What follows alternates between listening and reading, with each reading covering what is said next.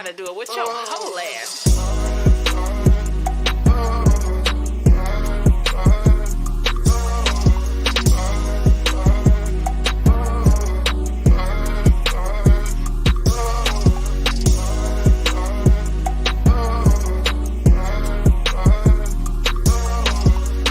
This is the Phat Girl Chronicles with Leo Rochelle and the squad. You gotta do it with your whole ass.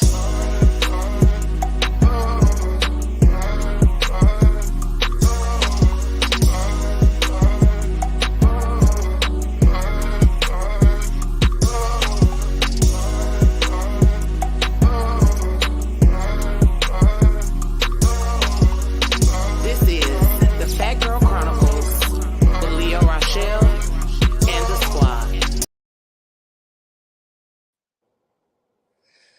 Good evening, amazing, beautiful ass peoples. It is another amazing Tuesday. Did y'all miss us last week? Because a lot of people told me you did. I want to thank y'all for allowing us to have a break. And then hopping on here with us again this week. So if y'all don't know, tomorrow starts Mental Health Awareness Month.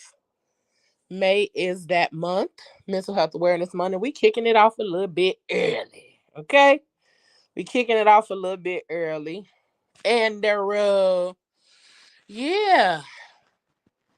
it's gonna get a little real tonight. So, we just letting y'all know ahead of time that it's gonna get a little real. It's gonna get a little raw. It's gonna get a little different than what you're used to. Well, not really. We get real raw and all of that kind of stuff. But only reason I'm saying that is that because we talking about mental health, and mental health conversations usually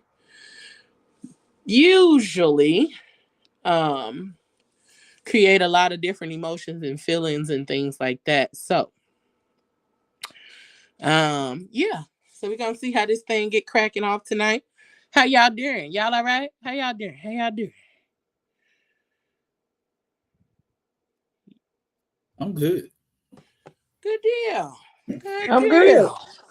I'm good. I'm glad y'all good. I don't know about Moses, but I'm good. Right. I don't know what's happening over there with Moses, but we gonna. I got that Metro PCS today. What? I got that Metro PCS today. My bad. Oh, okay. Okay. Look, my favorite person in the comments. Hey, let's go. Hey, Gina. She said, yeah, I tuned in last week and was looking like that episode of when he was standing in the living room by himself. Listen. Yeah, we needed a quick break so we can get everything in order. We turn the lights off, though. You can turn the lights off, you petty. And prepare for this topic that we got going on all this month. It's gonna be a little deep. So we trying to make sure we give our people a little break, a little breather before we got started and dived into all of the mental health and grief topics that we was getting ready to embark upon. So yeah. How was the day, y'all? How was the day?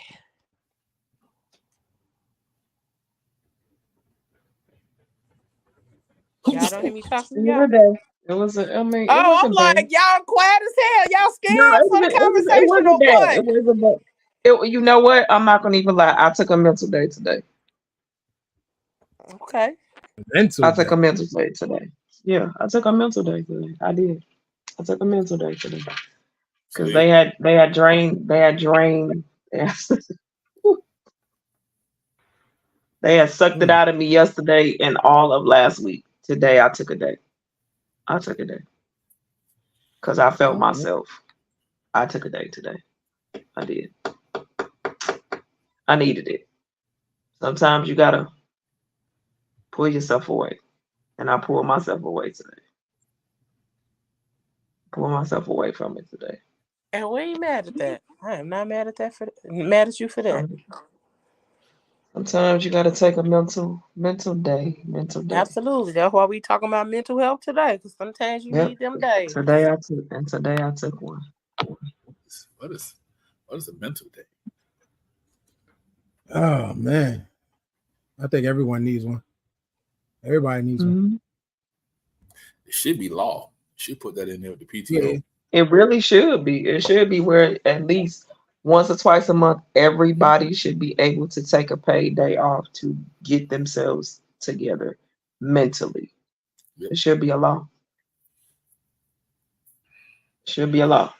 It absolutely should. I'm grateful for some of the jobs that do offer mental health days and things like that, though, because they don't have to. But I'm grateful that it's some places that do.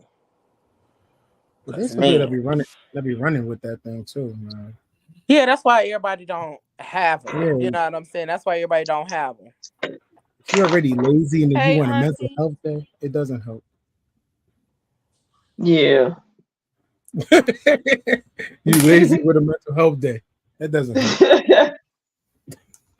But for those who really do go in and do the work and do what they supposed to do, sometimes you just need to pull back. And because of what I do, and I'm responsible for 19 other personalities and 19 other adults. Man, that's a lot. It's a lot. It's a lot to deal with. So you gotta, and it's not really just 19. I'm a team lead for a team, but then I also deal with everybody within the company as well too. I talk to every other agent as well, but I got 19 that I'm over, that I'm responsible for. So Jesus, it becomes to be a lot. And some days you just got to be like, "Woo, okay." Yeah, that's a lot of people. Do you curse? Curse them all out? If you I don't because I'm not. I mean, don't get it twisted. Some days they tend to seem to think that it's a harsh thing that I do, but I'm straightforward and to the point. I don't want to sugarcoat, but if you're an adult, I feel like I don't have to keep saying the same thing over. And why do I have to keep saying stuff repetitively to you? You're an adult. Why do I have to keep saying the same thing over and over to you? I have a 32-year-old daughter. I've never talked to her that much. Why am I talking to you like that? I shouldn't have to. And you got this job. You knew what you had to do. You knew what this was about. So why is it that you don't want to do the job? And on some instances, I have to step up and do it too. But then it wears thin and it's like, oh my God. But then on top of that, in the job, want to keep piling and piling and piling and piling and piling and piling and piling. You want me to do all this stuff and do that and make, come on. At what point, dude? Look, I'm not a robot. I'm a human being too. I'm human. So at some point, y'all gotta pull back a little bit too. Just something to prepare the others. Prepare the others. PTO. Right. Prepare the others. I'll tell you in a minute. Prepare the others because I'm not gonna be here. Prepare them. Prepare the others because I'm not gonna be here. I'm not. And I was at the point where I was starting to feel guilty because I'm gonna take a day off and they not gonna be all right. Well, this morning I said, I don't care what they do. I'm not gonna be able to click the button. Nope. I'm not clicking the button today. Y'all figure it out. Well, I'm glad you took a mental health day today, because shit. If they're doing all of that, then I ain't mad at you for taking that mental health day. I probably need one because I don't even remember if I did the full intro like I was supposed to. Excuse me, y'all, but welcome to another episode of the Phat Girl Chronicles. I'm Leah Rochelle. We got your boy Pablo. Right up under Pablo, we got Miss Anisha. And we got the boy, Haitian boy Moses, up in this thing with us too. And hey to our people over there on Instagram, and thank you to our peoples over there at SMG for allowing us to stream this on their platform as well. Hey. And then we got Auntie Ayla. She up in this thing too. Hey, yo. She up in this thing too. Not with that profile picture. Hey, yo. Yeah. Hey, everybody. Hey, y'all. No. Today, I'm leave that one alone. Yeah. That was crazy. Hey. I'm like, okay. Came in with the whole- But all right, hey girl. You winning. Hey girl. Nick's up at halftime, y'all. For those who care, Nick's up in the half. For those that care. All right. So we up by 6. Okay. So tonight, as we have stated, we are having conversations about mental health and the Black community. And y'all know we have had conversations about mental health before. We've had those conversations on a consistent basis about mental health in different aspects and in different ways. We talked about love languages. We talked about all of those different things. But one of the things I wanted to talk about first and foremost before we dive fully into talking about mental health is therapy. We all talked about we go to therapy. Anisha, you said you go to therapy too, right? Yeah, I go to therapy. Oh, okay, yeah. So all of us have some form of therapy in our lives. But my question to y'all is what was the driving force to make you go to therapy?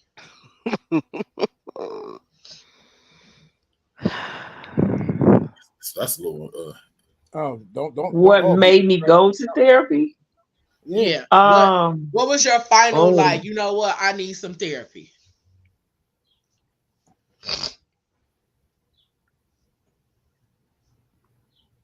Anybody?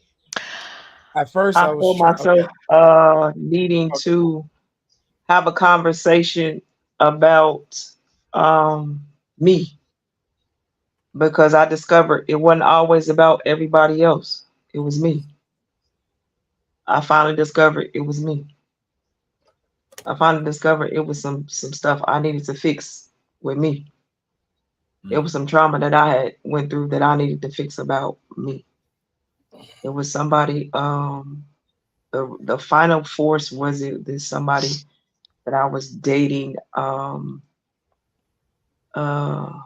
He went to Memphis and a white man killed him because the music in the car was too loud. That kind of pushed me over the edge. And I needed to go talk about all the stuff that had happened prior to that. And it was some stuff I had to. One day I decided to look in the mirror and ask myself who I was, and I didn't know.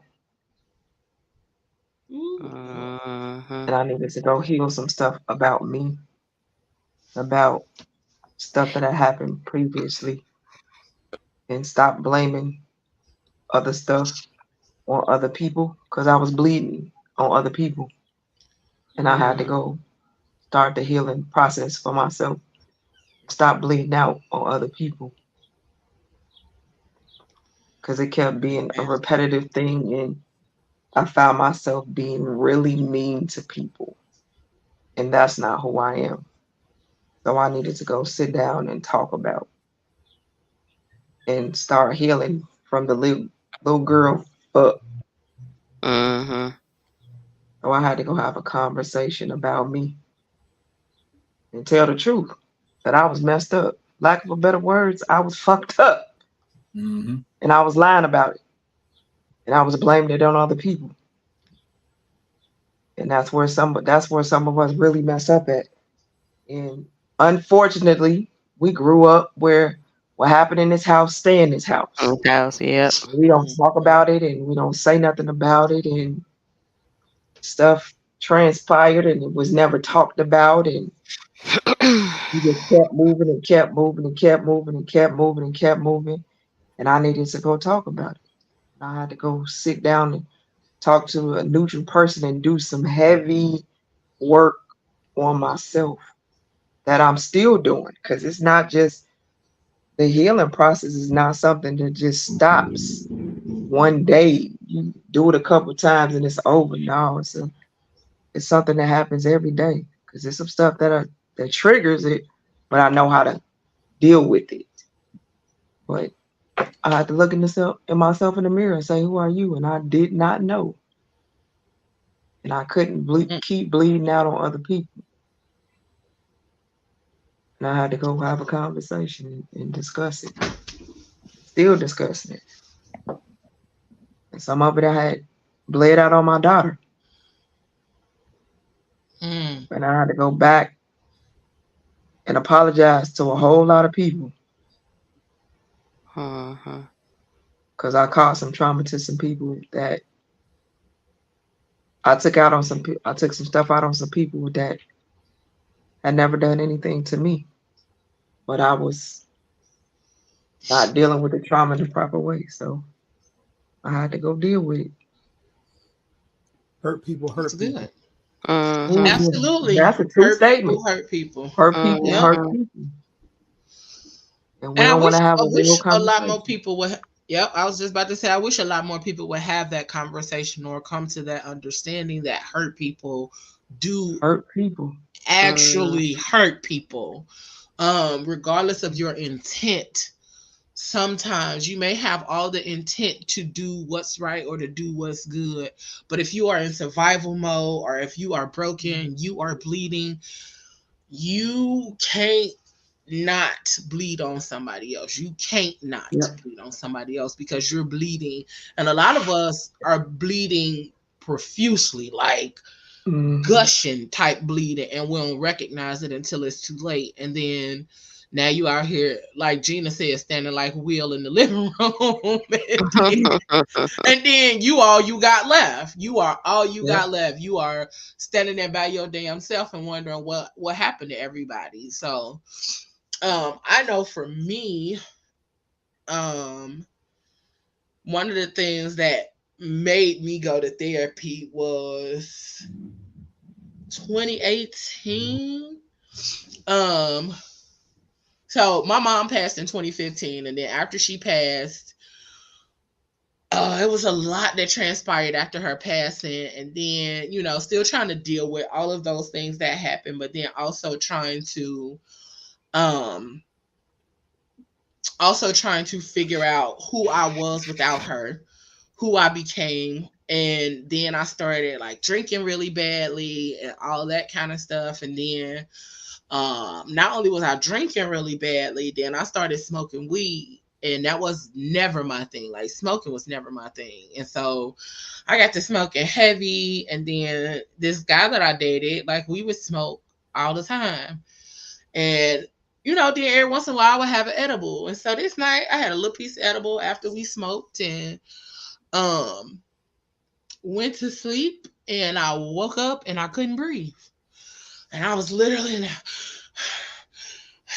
And my thoughts was all over the place and this and the third or whatever. And I'm like, nigga, what was in that cookie? What was in there? I ended up at the hospital. And what I ended up having was a marijuana-induced mental breakdown. So whatever was in the cookie or whatever was in the weed was the just pushed me on over the edge, because I hadn't fully grieved. I hadn't fully dealt with all of the things that I was going through, all those kind of things. And so me doing all those vices to get by, to get through, to get over, to make sure like I'm still floating and keep pushing myself to keep going. That last little bit was what pushed me over the edge. And so I couldn't go no more. I couldn't do anything else. And so I ended up having the mental breakdown. And I ended up at the hospital at the psych department. They didn't admit me or nothing, but just talking to the people and them asking me like what's going on, blah blah blah, da da da. And I had been telling them, I told them, and they was like, "Oh well, you're grieving." And I'm like, "No, it's been 3 years, da da da da da." And they was like, "But you've never grieved properly, so this is what grief looks like. This is what is making you, or this is what happens when you keep stacking and pushing and pushing and pushing. And instead of dealing with stuff, you keep pushing it down. Eventually, your laundry basket is going to overflow." And mine did. And so that's how I ended up like starting therapy, because I was grieving and I needed to deal with all of my things. In the midst of all of that, like I was homeless and a bunch of other stuff that happened prior to that situation. And I felt like I had bounced back. I was in my own place by then. I had got a new car, I did all these things, blah blah blah. But no, that wasn't it. So like I said, I ended up at the hospital, and they recommended therapy, and I started therapy. I started therapy with one person, and the one thing that came from that session was she said, "Oh, you got kids?" I'm like, "Nah." She like, "You got a boyfriend?" Nope. She like, "You need something or somebody. You got a pet?" I'm like, "Nope." She like, "You need something or somebody to take care of other than yourself." So I became a plant mama. Because pets and shit at that time just was not my thing, and it still ain't really been my thing. So I picked up plants, and I learned a whole lot about myself, about my mom and I's relationship based on becoming a plant mama. And I'll talk about that a little later. But who else want to go? I'll go. Yeah, girl. So the first time that I started therapy, it was forced. I was young and I had issues. And my mom picked up on it. She knew stuff was going on, but she just didn't know to what extent. I went to therapy once when I don't know how, I know I was young. Only thing I remember about that therapy session is that the lady had snacks and that she was a white woman. And I knew for a fact I did not want to talk to a white woman. No offense to anyone that is in that field, but I just felt like whatever I was experiencing and going through, that this lady could not help me. And even in the midst of the conversation that we had, I'm like, you can't help me. Like, you can't help me. And that was the last session I had with her.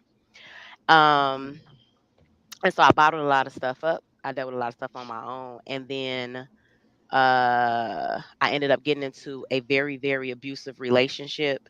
And in the midst of that abusive relationship, I had anxiety attacks like crazy. I used to have like massive anxiety attacks. And I remember going into work one day and couldn't really function fully. Like the anxiety attack took over me.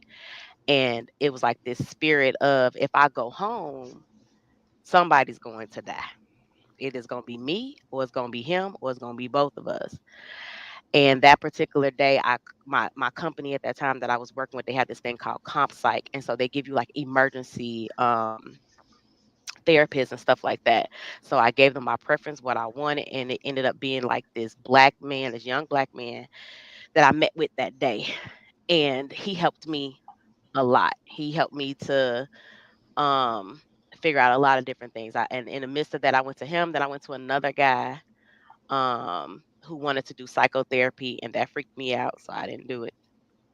Um, and then I stopped therapy for a while, and then after or before um before my I left my ex, and then before my divorce happened, I went to therapy right before then, because I felt the anxiety that I had in my last relationship starting to build back up again, like the energy that I was feeling, the stress I was feeling, the depression and everything. Like I was depressed my entire marriage. And then um I met I went online and I just started looking, and I knew the preference of the type of therapist that I wanted, and somehow I stumbled. I was praying on it.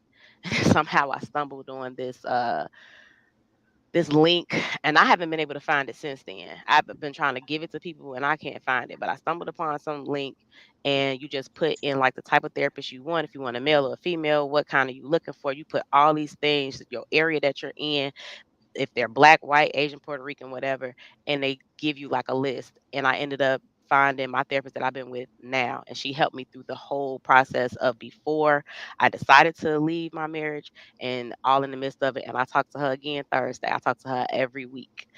Um, and it's been very helpful of why I was making some of the decisions that I was making because of childhood traumas, the abuses that I experienced, and I felt like I was supposed to be this, like I was supposed to experience that stuff. Like I was supposed to go through these traumas in order to feel some form of like love or attention or affection, because that was the only way that I can equate um being being loved or needed. Like I needed somebody to need me, but then also I needed to feel, it's like the drama made me know like, okay, you love me because you're acting this way, because you're doing this much. And it's like this thing of trying to get people to love me more.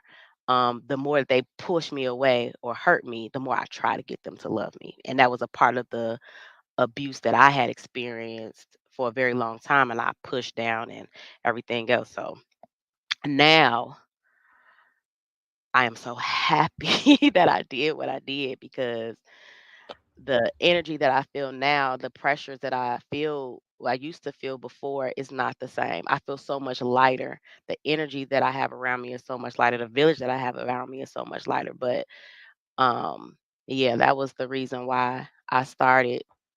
That was my journey through therapy. But the main reason why I forced myself to do therapy, because I knew that the abuse that I was receiving and I was experiencing wasn't a form of love, and I needed to understand what it was about me that made me feel like this is what I deserved. Mm.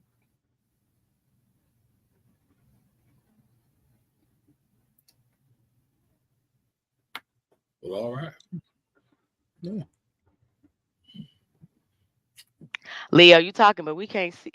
I just saw the thing pop up. I was about to say, so fellas, do y'all want to tell me now, or y'all want to like kind of take a little pause, then come back to it? Because the ladies went, and so I'm giving y'all an option. So kind of you. So kind of you. Nah, I'll go. All right. And then after y'all go, I got a surprise. Okay. I felt the lights going out. I wasn't present. I wasn't here. I was giving up. It was during what was it? Yeah, quarantine. Right after my father passed, and I was feeling emotion for a man that I hardly seen, and it was a bunch of stuff. But very publicly, I speak about this all the time. 11 years ago, I tried to take myself out of here. Survivor. Salute to all the survivors out there. Took a gang of pills. You only need 35 to get out of there. This is the exact number for those who don't know. Why would you share that? God damn. It's in books. It's everywhere. You can pull it It's up out on there. Reddit. Yeah, you put up on Reddit. It's right there. It's out there. Exactly. So he just telling his story. That's it. I ain't interrupting Yeah, nobody. you actually can pull it up anywhere. Yeah, he telling his story. Oh. But yeah, and I told myself after I survived that I would never try that again. And 2020 came, and I felt the lights going out.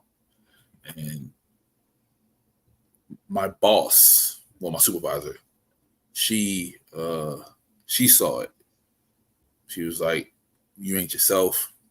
You in meetings, like you're gone. Like literally, like I could see that you're not even here. Like to the point of we could have all left the room and you still have been sitting in there and it would have been, you wouldn't have known anything. And yeah, I was super close to checking out of here again. And so between her and my sister Dottie, they went on a massive hunt to get me a therapist. And those who didn't know, during quarantine, they weren't taking new people. Nobody was taking new people. There was a lot of people that wasn't taking new people. Yeah, this I don't know you. Don't come in here with germs, none of that. So for real. That's when a lot of people went virtual too. I about to say they ended up going virtual, but the demand was crazy. Was so high. Shout out to Laura. She said, yeah, I'll take you, white lady. Didn't think, I was gonna be there long because she's a white lady. That's facts. Right. But come to find out, she grew up in the city. She grew up in the same places that I was running around acting crazy in, so she can communicate to me. Yeah, I was in bad shape. I think like the first couple sessions, we didn't talk for real. It was just us staring at each other.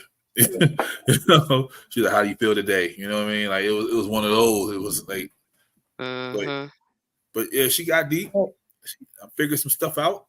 I'm smiling again. You know what I mean? And the next year, I met Leo Crazy Behind. She refuses. Blessings ever since. Blessings ever since. She refuses to let me get to that space again. So, but yeah. I will cuss you out.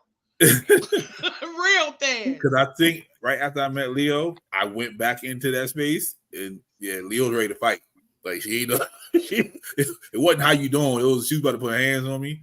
So I had to talk to Laura about that. Like this woman want to fight me, Laura. So you about to be on fire the whole time. Fight me if I go back in. You have to go to your therapist and say she gonna fight me if I go back in that space. Nah, but look, hey, that's the best. That's the best thing to have, though. There's somebody that's gonna be in your corner. That's gonna fight with you. You know what I mean? But know that now you got two of us. I see you slipping. Hey, we going toe to toe. You're not going back in that space. I will pull up. Right. Real space. Like we'll get on planes and come knock on your door. Like, hey, bro, Leo would drive. I'm about to say Leo would drive. You about to get up. I will drive. Okay. Like we drive, get on planes, trains, automobiles. Like it's the best thing in the world to have real people that do, for lack of a better words, that do real shit. That's gonna fight with you. That's gonna when you're back up against the wall, we gonna stand against the wall with you and we gonna fight with you. You're not gonna fight by yourself. Because that dark space is not a place that you want to be by yourself. It's hard to come out by yourself. Man, when you ain't got the right people around you that's gonna fight with you. You look. I'm like, I heard one of the rappers say, "Hey, bring me into that space with you. Bring me in that space with you, so I can help you fight out of that space.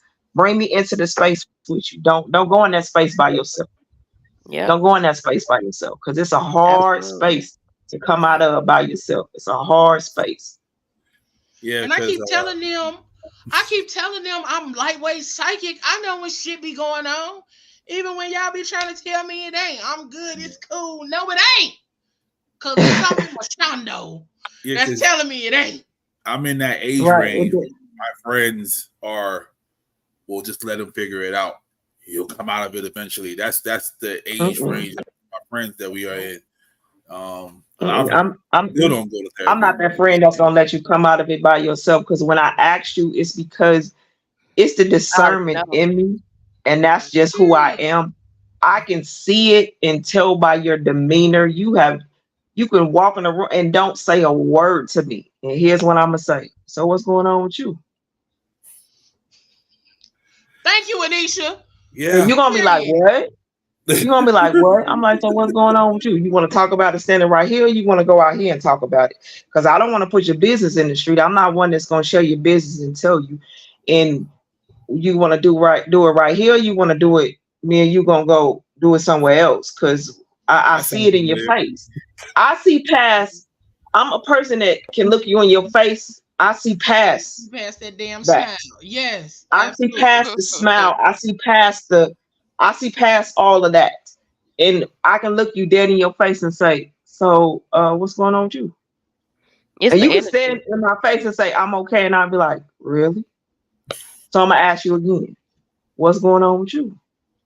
I'm good. And that's when most people, that's where they know. And I'm doing it from a genuine place. Mm-hmm. I'm not doing it from I want to be in your business. I'm not doing it from when we have this conversation to go talk about you to somebody else. No, what you and I talk about is between you and I.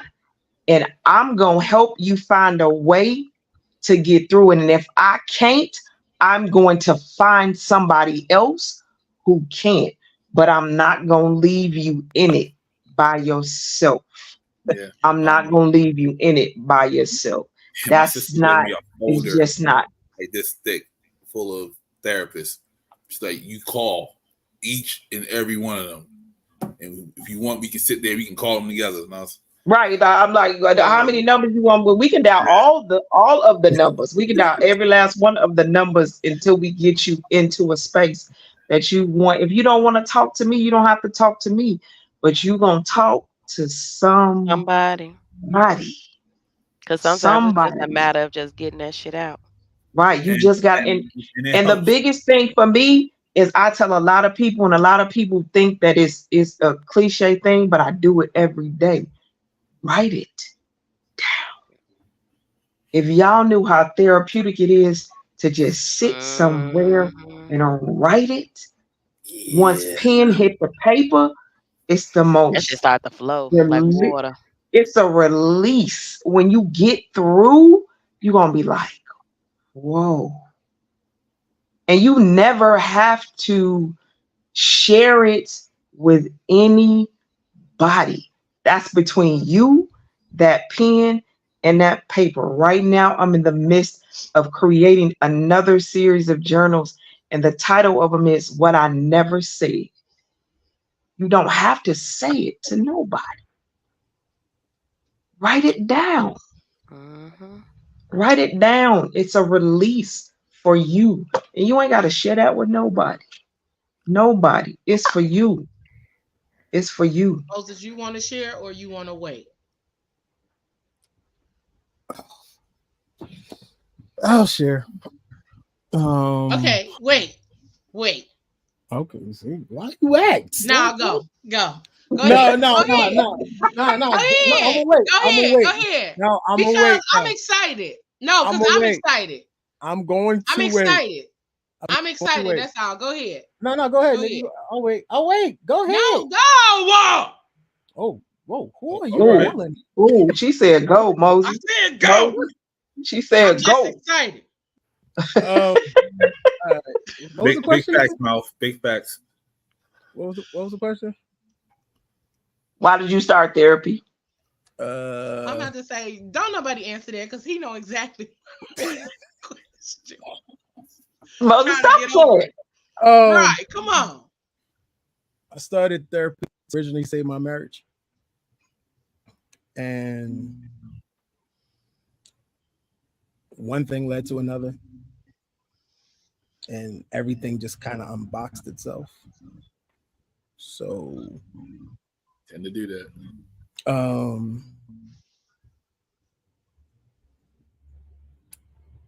Let me see. So save the marriage, then it unboxed itself to dealing with traumas. So I think Pablo, me and you in the same boat. So my dad died in 2019. My sperm donor died in 2019, and I never met him. I had 2 phone calls. He called me twice on my 18th birthday and on my wedding day. That was it. And he died. When he died, I didn't think it was going to affect me. And I think the day of the funeral, I just lost it. So that was another reason. So I had to get the funny thing, I had to get a therapist for everything, because I had a couple therapy, then I had my therapist for myself. Then I think every time a therapist got close, I fired them. So yeah, I was going through a lot. So I'm on like my 8th therapist right now. Not. Oh, yeah. Every time they get close, But it's not funny because that is. It's funny, but it's not funny because you can really tell, like, when people are dealing with traumas, like they be like, you know too much. Yeah, like backing up. I feel like the moment you know a little too much, and you was like relating, and you was like, and you once I felt like once you started to know a little bit too much about me and got a little too close to me, you had to go. Okay. That's understandable, but at some point you're going to, once you're completely ready, you're going to just allow somebody to get to that point with you. You will. And the only reason why I'm saying it is because I went through a few therapists, and there was one therapist that was digging too deep for me. They did too deep. And I could not. I be asking mine, dig deeper. Let's go. No, let's go to the ocean floor, honey. Let's go. At that time, I wasn't ready for it. At that time, I wasn't ready for it. At that time, I wasn't prepared for it. And at that time, I didn't want to deal with it.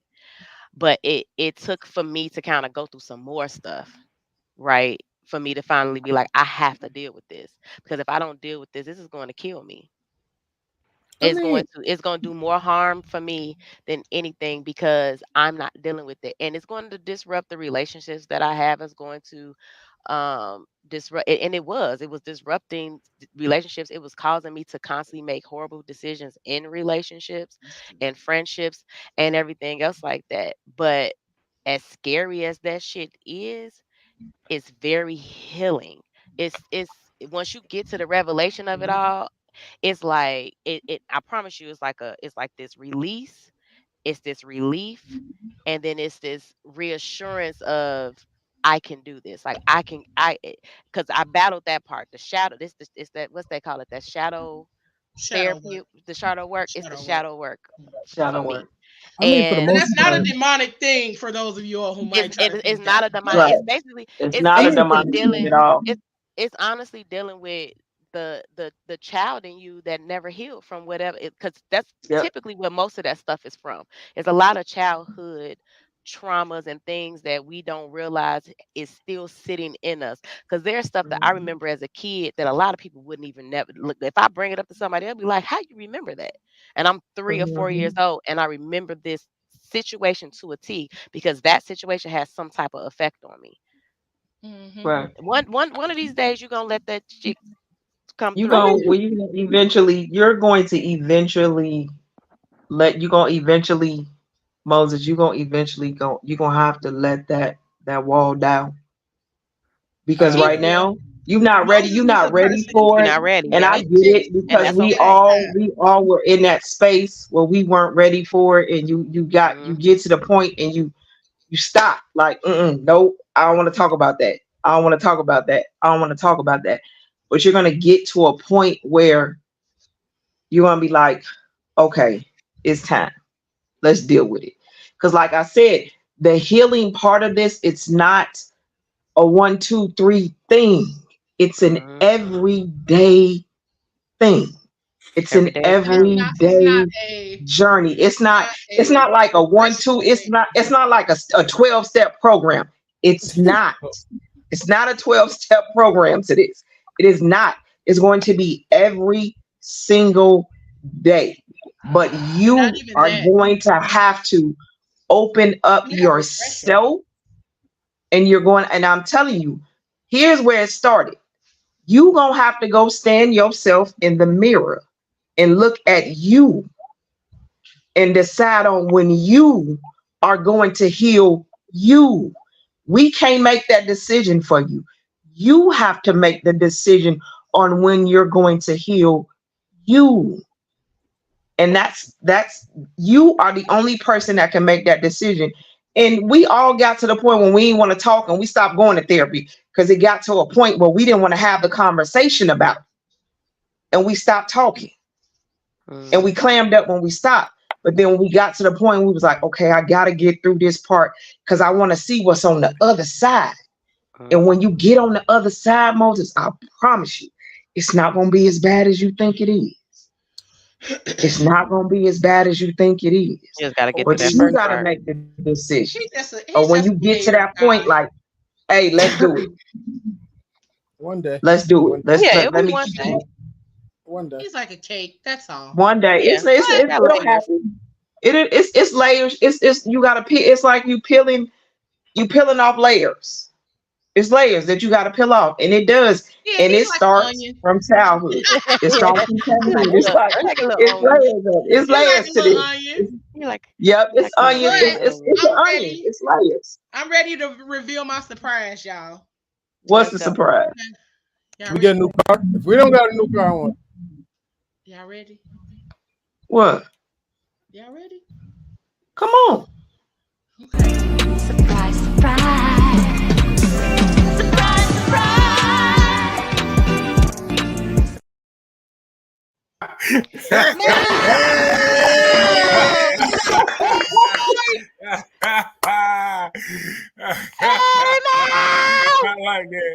I like that right there. What's up, y'all? Hey, Mel. Pop. What's going on?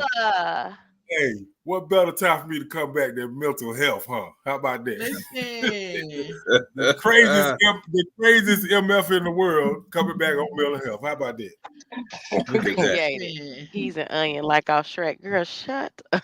He's like an onion. That's what Shrek said. Shrek and Donkey said that. Hi, Pop.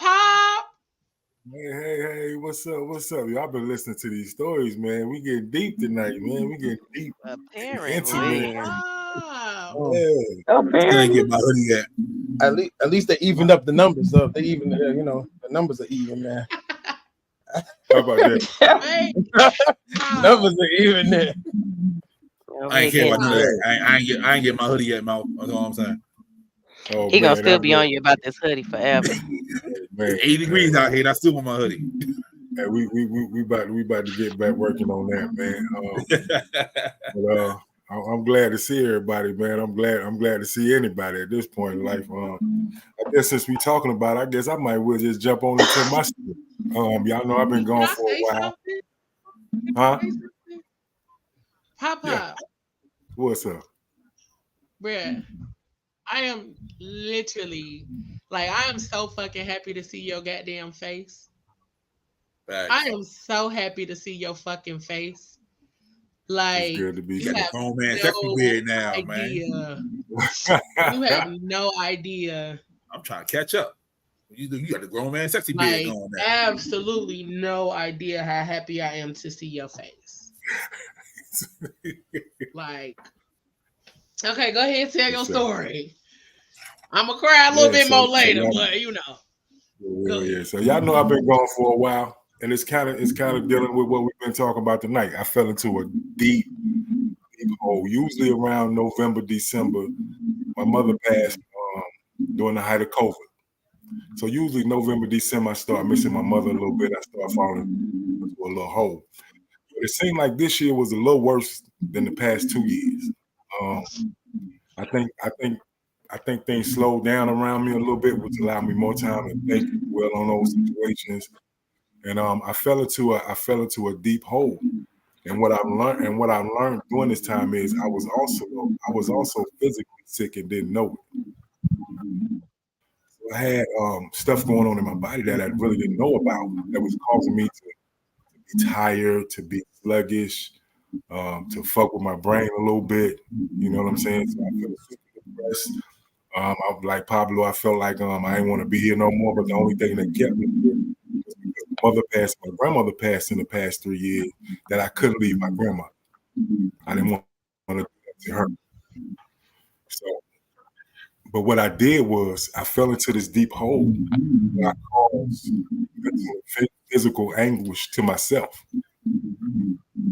And if it wasn't for a good friend making me go to the hospital, I probably would have laid in my apartment and just died.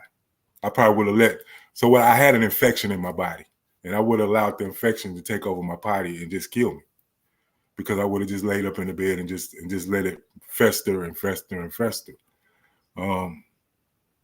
But thank God for that. And during this process, I learned a lot. Like a lot of people say therapy and all that stuff. I believe all that's great and fine. But in my journey, I relied on God, and God came to me during my journey. I swear to y'all, I grew up in the church. I'm very spiritual, but I'm not like one of those people that's gonna go to church every Sunday and do all that. But I do believe I speak with God. Me and God have a relationship. You know, I am who I am. He loves me for who I am. 3 o'clock in the morning, I wake up in my bed in the hospital, and I'm like, Lord, why did I do this to myself? Why did I put this pain on myself? Why did I cause this trauma to myself? And he said, it's all right. He said, you had to do this because you wasn't listening to me. He said, you weren't listening to me in your journey and your path that I have set forth for you. And he said, the pain you feeling, and let me go back a little bit. So me, I was raised by all women. I had my auntie, my grandmother on my mother's side, my mother and my great grandmother. So out of these 5 women, one of them are left. Now, out of the 4 that passed, I only had a chance to say goodbye to one of them. So that was deep down in my spirit that was eating away at me. And God spoke to me and said, son, it's okay. They know you love them. They're proud of you. They want you to live your life and do what you need to do for you.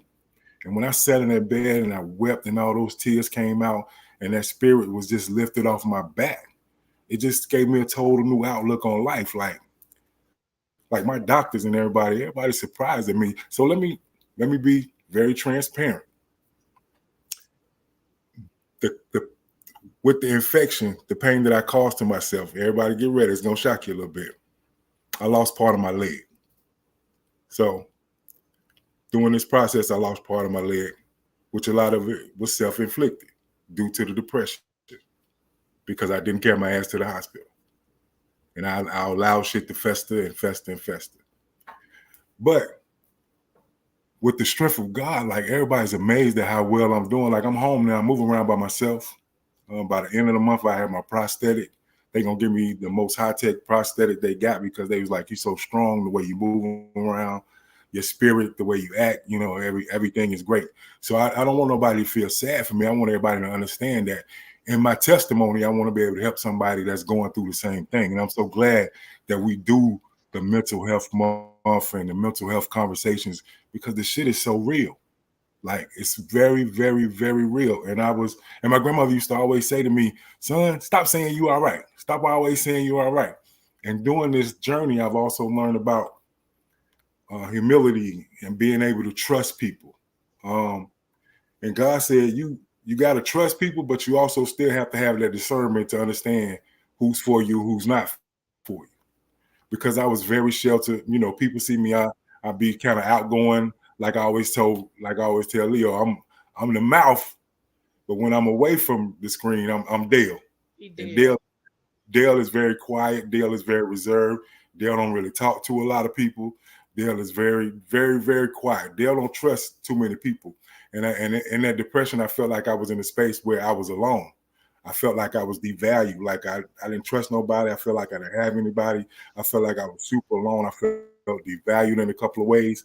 And those things just kind of festered in me. And but now I'm at a point now where the growth is amazing. I'm happy to be where I'm at now. You know, I thank God for the learning experience, that I'm still here and I'm still able to function and move and breathe and wake up every morning and live life. And I just want to tell somebody, if you're going through something, it's going to be all right.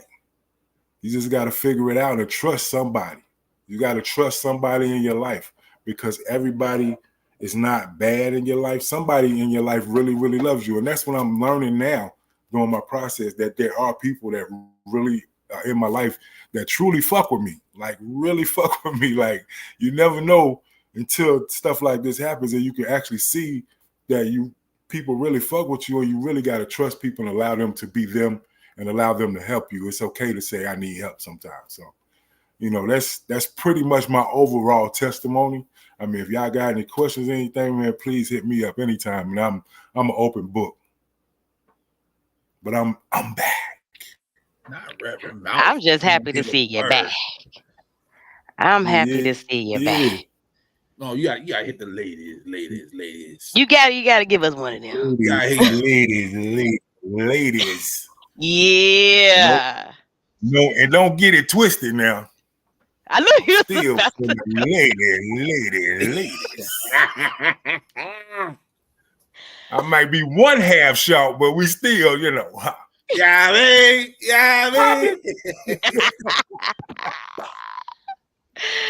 The right leg still work.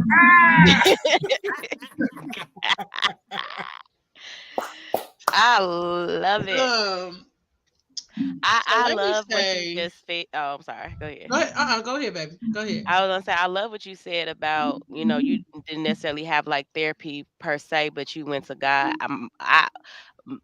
In most of my experiences, the first thing I had to do was go to God first, and in the midst of that, I end up going to therapy as well. But despite all of that, I always go to God. And I recently had an experience with losing my grandmother in October. I mean, not October. I lost her in December. They told me in October that she didn't have that much time left. And my mom had to do everything on her own. And she keeps saying, she's like, I don't know how I did it. She's like, but God, no matter no matter all the stuff she had to do, my grandma got 4 kids.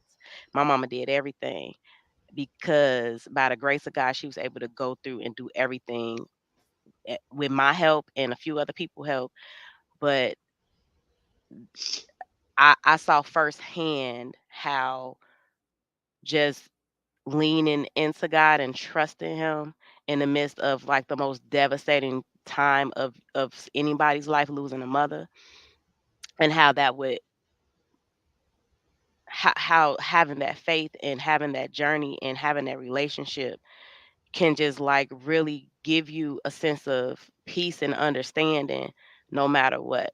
And now it's like I see my grandmother and I lost my father. It'll be 3 years on Tuesday that I have lost my father, next Tuesday.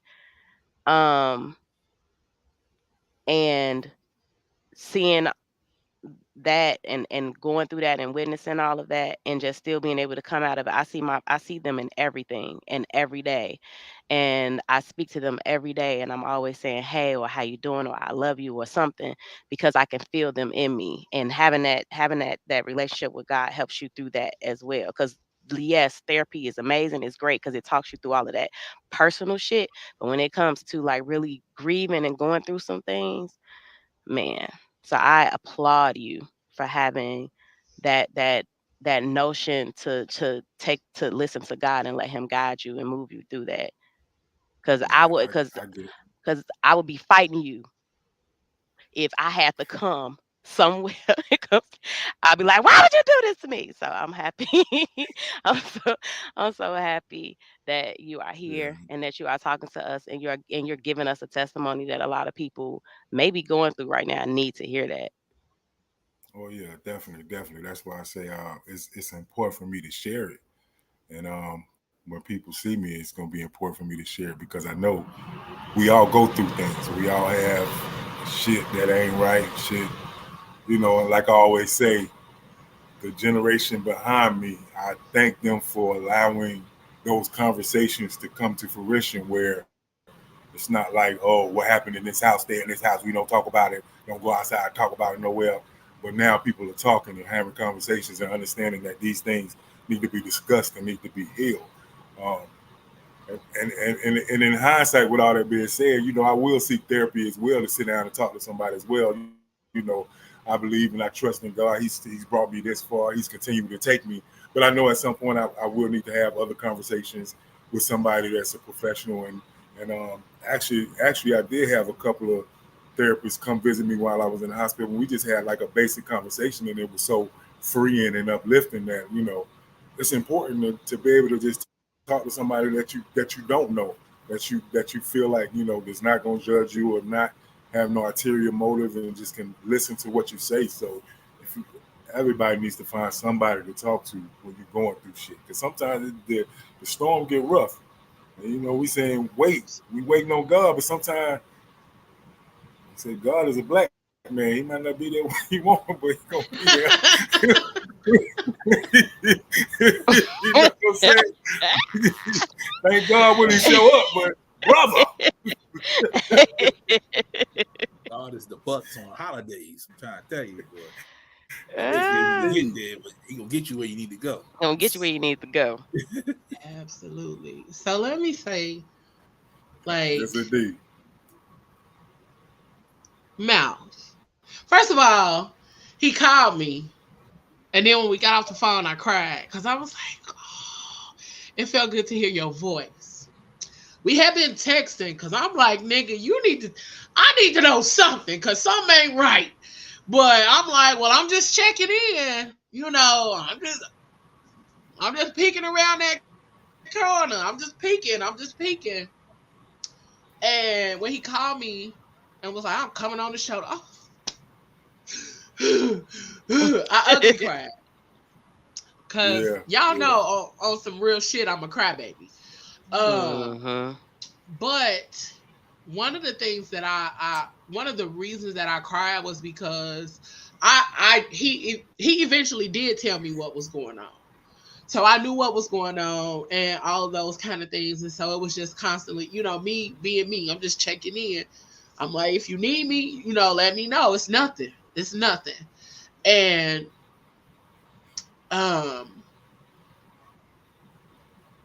with Mouth, when I rebooted PGC, Mouth was one of the first people who was a part of it. He was one of the first people to say, we gonna ride this thing till the wheels fall off. And I didn't know it was gonna be one of mine though. Mouth.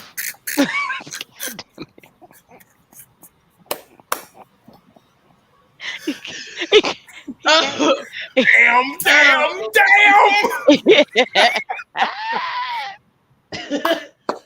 But like one of the things that I have always loved is his sense of humor, and like him not being on here felt off to me.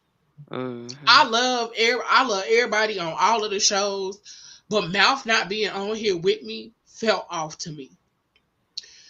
Not only just because he crazy as hell, but because we started it together and we kept saying no matter who come or go, we ride to the end. We finna do this shit together. We finna make it do what it do. We finna make it crack. And when he wasn't on here, I'm like, I could never put my finger on it. I could never figure out. Like something just don't feel. It's missing. Yeah, something was missing. And it wasn't that y'all didn't bring joy or liveliness to the show or nothing like that. It was literally because this was the nigga who told me from the very beginning, we ride. And so when he wasn't around, like not even just having conversations and shit, it felt different. And then when he hopped on here, it was something different today, like something different. Everybody, all of y'all like, no, because we know what he brings. You know what I'm saying? Everybody brings their own thing to the show. Everybody brings their own flavor, their own spice, their own stories, all of that.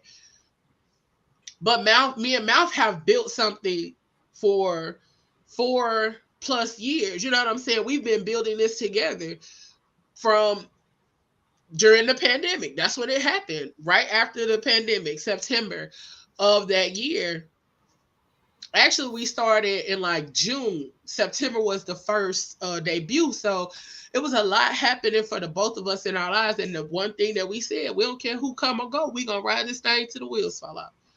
And so to see you on here today, I'm like, I feel like all kind of relief like all kinds of relief, because like I tell all of y'all, I fucking love y'all for real in real life.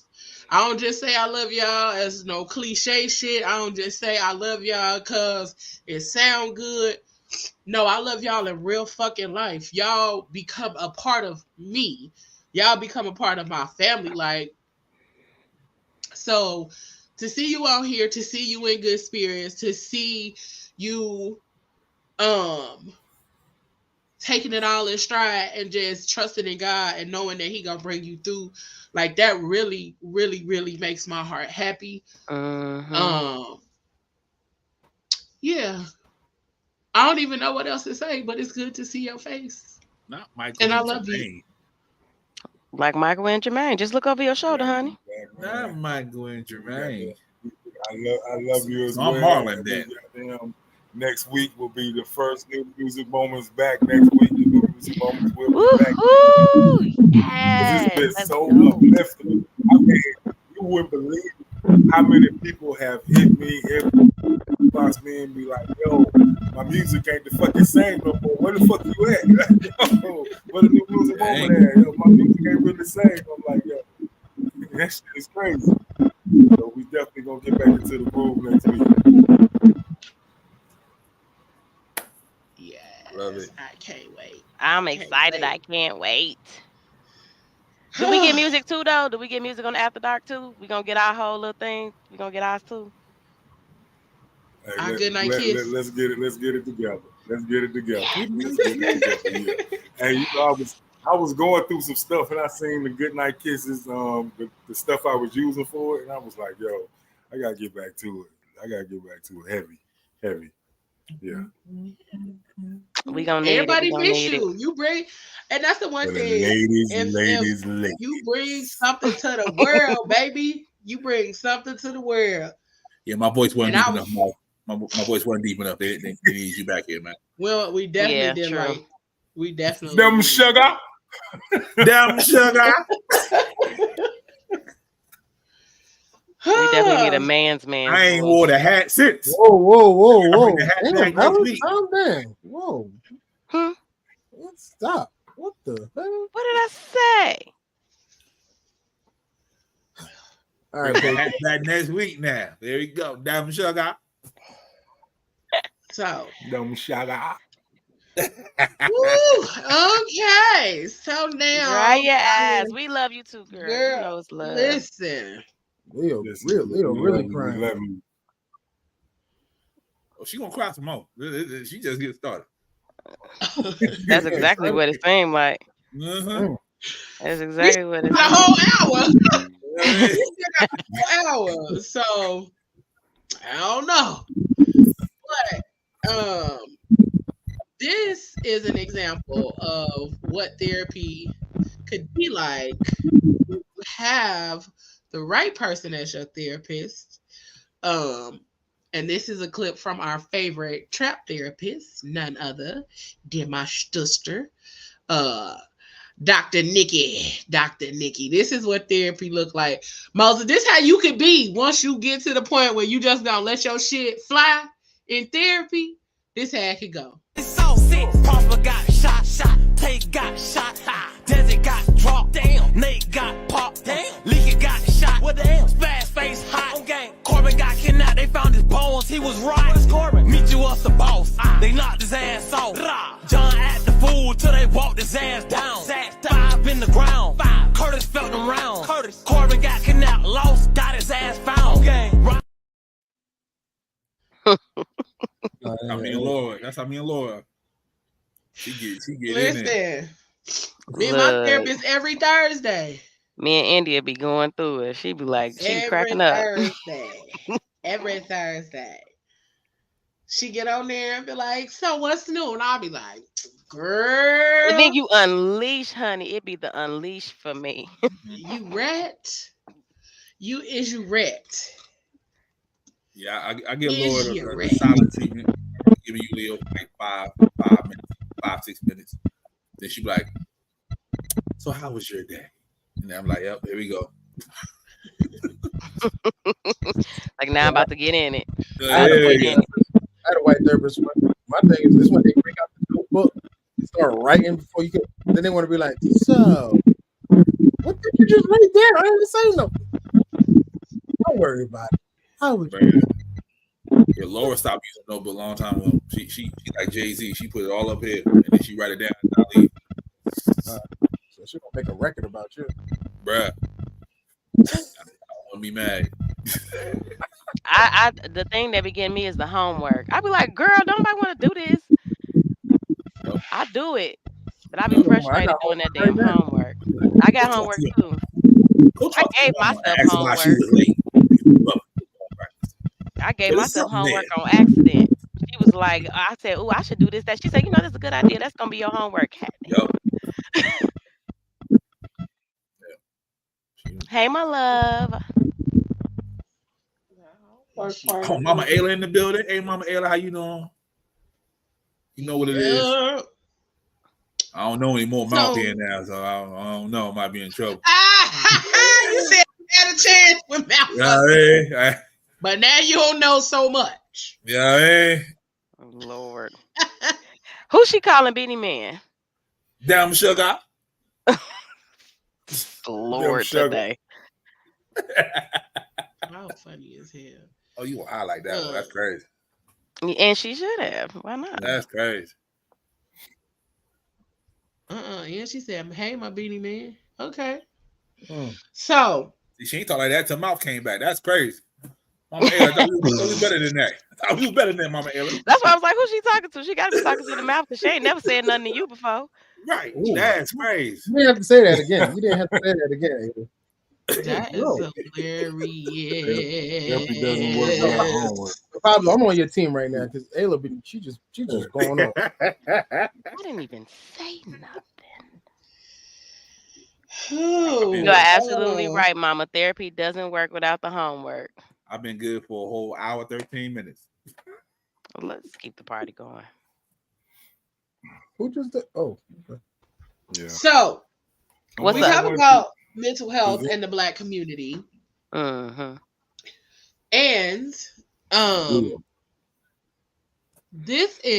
found this video and I thought it was really, really good at detailing how the Black community viewed therapy, because a lot of people are coming into their own and understanding that therapy is necessary, that it is not just a white people thing, and that a lot of these things are really true and actually happen to Black people. So I thought this was an amazing video, so we're gonna check it out. Does anybody else family believe that mental illness or mental disorders is not a real thing?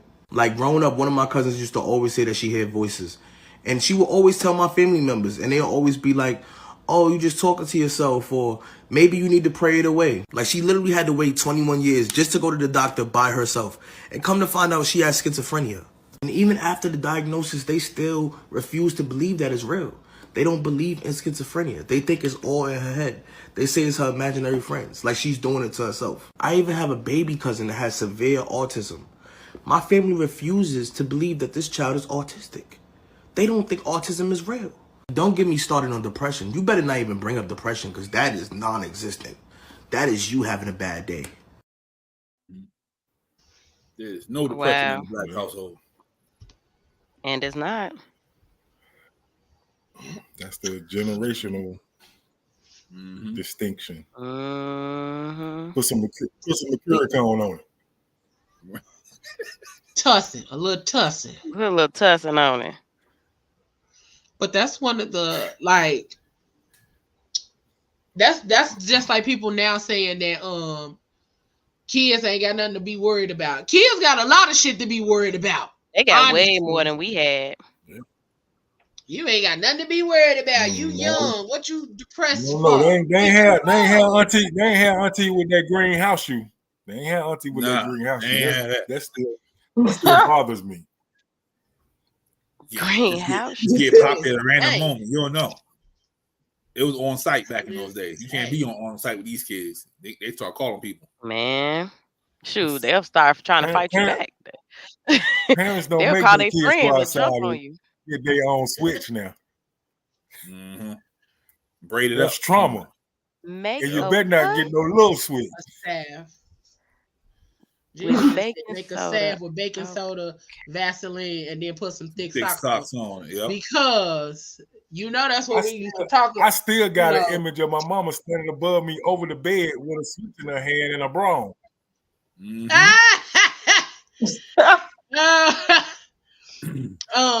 Joy, she is over there on Instagram, and she said, "Facts, these kids are stressed out because they are. They really are. They stressed out because they lived through a pandemic and they ain't go to school for 2 years. And they can't read. And they They can't write. and they can't read, and can't nobody read, and can't nobody write, and can't nobody write in cursive. Don't nobody know how to tell time unless they looking at a They cell confused. They phone. don't know what time And it don't is. nobody know how to write a check, and don't nobody know how to write it. They don't know how to do the basic stuff that we learned in school. They don't know nothing about none of that. And the math is not 1 + 1; it's 62 steps to it. They Yeah, don't. now They that don't know shit nothing about that. They don't know nothing about none of that. None of Somebody that. wait, Also no, they stressed don't know out when to clock out. because their parents are having to work 2, 3, 4 jobs in order to provide for them and be able to put a In roof order over to their survive. head. So therefore, the kids are not having those family moments or family time like we used to have. Now they are taking care of themselves. I mean, we used to take care of ourselves, but it was a different time where you had to take care of yourself. But now these kids grew up with technology and they don't know how to do nothing outside of technology, like y'all said. But then And they don't know how to spell a word because everybody write in the text format. Everybody they texting each other on a piece of paper when it's time to write. Don't nobody know how to do talk pure English. nothing. Yeah, Don't straight nobody English, know yeah. how to sound out a word, because nowadays when you go to school, and this is something that baffles me, and they tried to do it when my daughter was in school.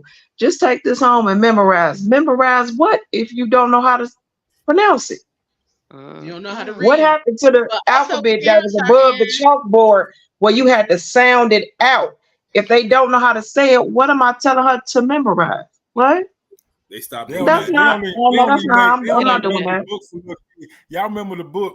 It used to be a tablet you had to get when you was like in first grade, where they had the cursive letters on there, and you had to trace them when you had to trace They them. don't. And it's the hardest book in the world to find right now.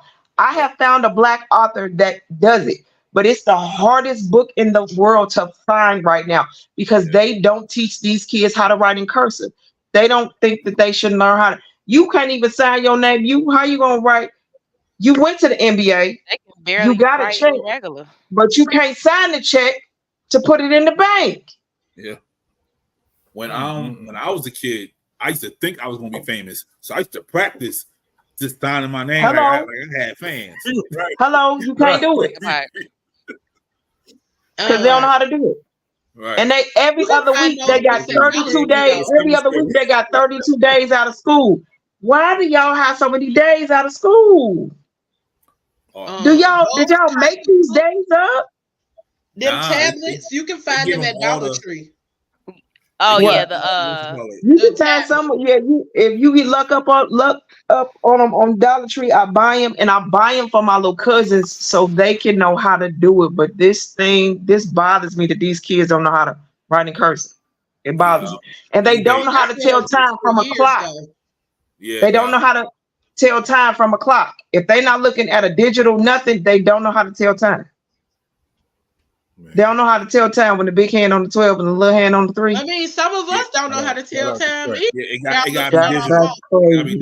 Lord have mercy. I be having to count 5, 10, 15. No. Because you can tell them, it's a 7:45. They don't know what you talk about. They don't know what you talking about when you say it's 7:45. That's definitely true. You just cuss them out right there. Talking about 7:45.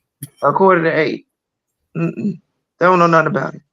And get excited when you tell them about a rotary phone. What's that? Mm-hmm. What? You want a quarter? Oh, that's right. Well, rotary a phone. Rotary phone or a landline phone. They don't know nothing about none of that.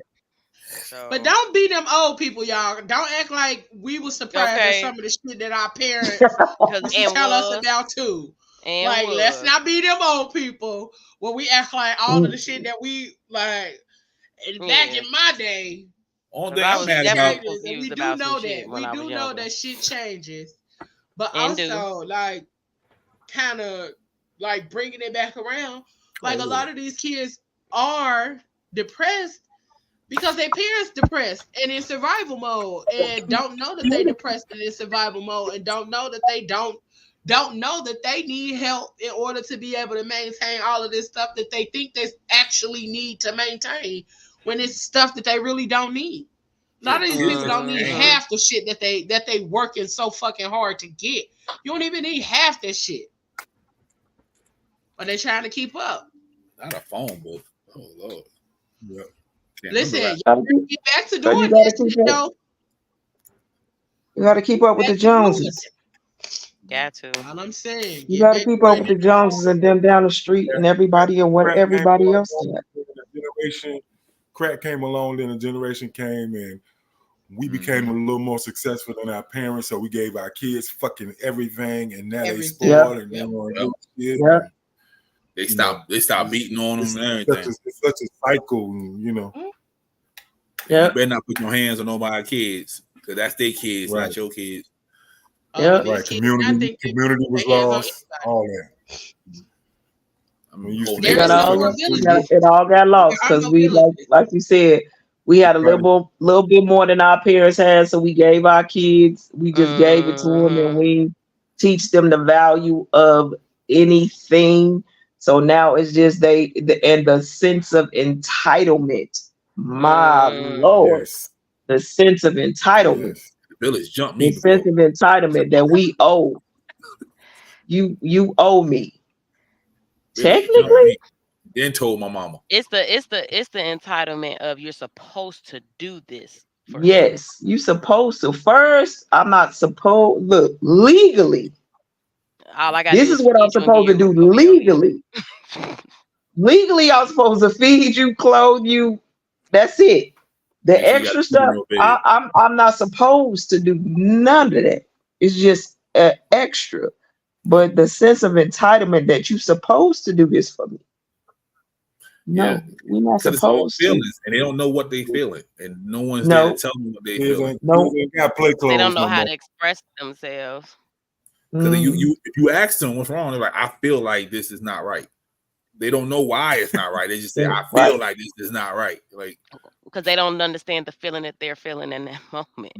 They don't know what that is. They don't know if they feel excited, if they feel sad, if they feel confused. They don't know what it is. They just, I feel. Okay. I feel like you need. No, I was playing, but and it's a lot of, because it's like it's the technology, it's the TV, it's what they listen to, it's what they watch, it's what they, and it's a lot of what you go on your ear gates, and like a lot of what my dad used to call it, it's the idiot tool. Yeah. It's the idiot tool. It's the idiot tool. It turns you into, for lack of a better words, it turns you into an idiot. It does. It turns you into an idiot. What ends up happening is they don't know how to respond to stuff because they're so busy looking at how people respond to certain. Like, I'm not really big on them the housewives shows or whatever. I have friends that watch it, and I don't, they do their thing. Every now and again, when my best friend is watching it, I'll watch it with her sometimes, and I get completely agitated because I'm looking. And there she. See, TV. This is what they made this. Don't you talk about Viacom like that? Apparently, that's exactly what just happened. Shut my mouth. CBS just came in here like, yo, what you doing? I did. Look, they ain't want you to talk about their show. They just stopped you and paused you in the middle of what you was talking about. It's all right. I got nothing else to No, say but I get what you're saying. Yeah, that reality TV is something else. Yeah. Big Brother is watching, and he was like, not today. Like, too much money. We're making too much money on them. We're making too much money on them dumb bitches. Not too much money on the. Okay. Well, I tell you what, if my I'm little not voice gonna lie makes that though. much impact, I'm not gonna lie though. How did reality TV? I've never seen so much people spend so much money. Like that's their reality. A bunch of D-list celebrities spending so much money. yeah. I don't even want to call them people celebrities, but Joy That's on Instagram said even before then, social media, they never got to get away from the criticism. And she also teaches her kids Yeah. military time too. That's good because Oh, kids that's don't know so shit good. about Yeah, military because they don't time know or none of military that. time. That's so Yeah, good. Yeah, My dad taught me military time. that's really so good. yeah. Every Um, clock in my house except for my microwave. What's military time? That's 12, another 13, thing. 14, What they call it? 15. The bullying and stuff now. Yeah, that bullying Cyberbullying? is real serious now. But I never Because understood it. That because it no that was, but because that was our life. If you ain't know how to Right. Joan, goddamn you. because I they never can't understood that though. they're attached to the thing that's hurting them. So Right. the internet is what's hurting them, but they can't be left out of what's going on. So they're going to keep catching it over and over and over again. Instead of, because us, we be like, oh, I'm gone. You ain't got to worry about me. but it's a lot of adults though who cannot escape it. Like a lot of adults cannot escape either bullying on social media or being bullied on social media, even though a lot of times they have to disconnect. Like they legit get bullied often, and then we do have to understand that people now just say shit for the sake of saying shit on social media. Right. Like You realize that people don't have Yeah. comprehension skills. People don't have comprehension skills. People don't have reading skills because some of the comment sections piss me off more than anything else. Absolutely. Because everybody is a super parent. Everybody is like super people. You know what I'm saying? And then and know it's everything. like everybody know got their own everything. opinion. They got all the money. They got Everybody got all their the own things. opinion. And it's just like, what? I'd rather watch people who do have OnlyFans than to read some of the fucking comments on social media because it's like, come on, y'all. Let's be fucking for real. Let's be fucking for real. It's a lot of people who know like a lot of the things that be clips and or voiceovers and stuff like that, or like the TikTok videos where you use somebody else's sound and then they have these whole dissertations and arguments in the comments. It's like, the fuck y'all doing all of this for? This is dumb. That is my absolute pleasure. Leo, don't do that. That's the space we've gotten to. Everybody wants to go viral. Reading those comments. Everybody wants to go viral. It don't matter what you go viral for. We just gotta go. They'll go back and forth for about 10, 15 minutes, and then one person like, God bless you, have a blessed day. And I'm like, oh, you gave in. You conceded. I'll be like, don't bring God into this. So I do have another video one time. I'm gonna say something one time, and after that, we're gonna pull up on each other. I ain't gonna keep tight. That's all it has to Thank be. you. Thank But you. that's what it used to be. What's up with the pull Well, up? see, that's what it used to be. It didn't used to be all that. Right. It didn't used to be all that back and forth. It used to be like, look, if we gonna fight and get this over with in 10 minutes later, like we finna go get some potato chips and stuff. You coming? Because we're not gonna do all this back and forth in this conversation. I'm not gonna do all this with you. This stop. That's it.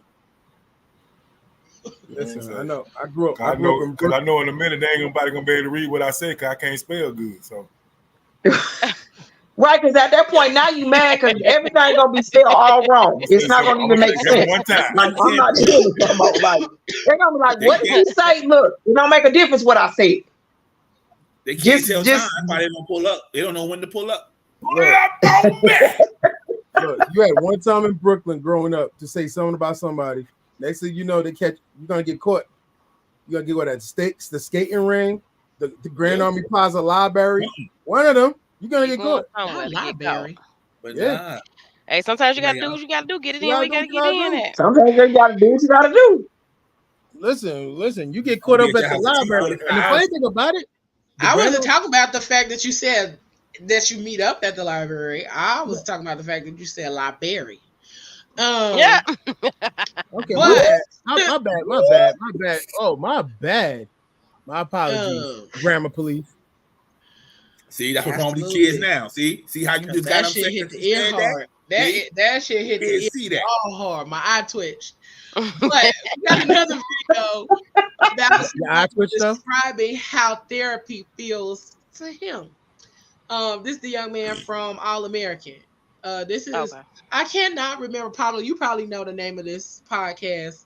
When I showed the video, but I have seen so many clips from here, but I don't know the name of it to actually look it up. The name of the podcast, but they have conversations as Black men that are celebrities, and they talk about different topics and things like that. So I'm gonna play the clip. Oh, that's the yeah.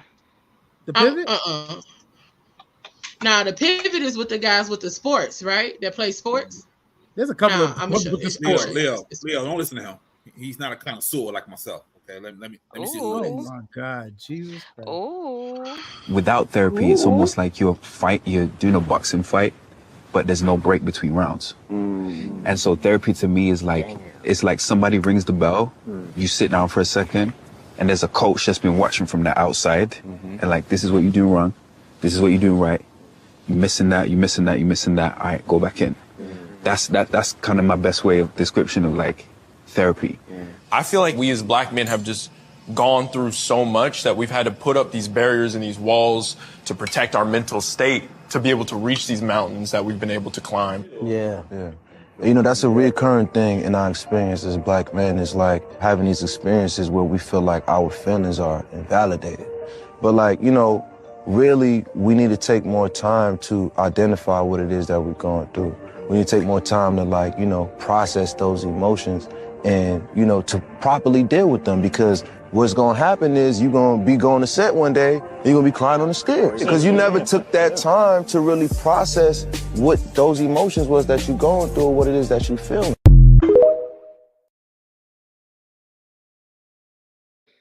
I talk all that shit. I don't even know the show. That's crazy. Oh,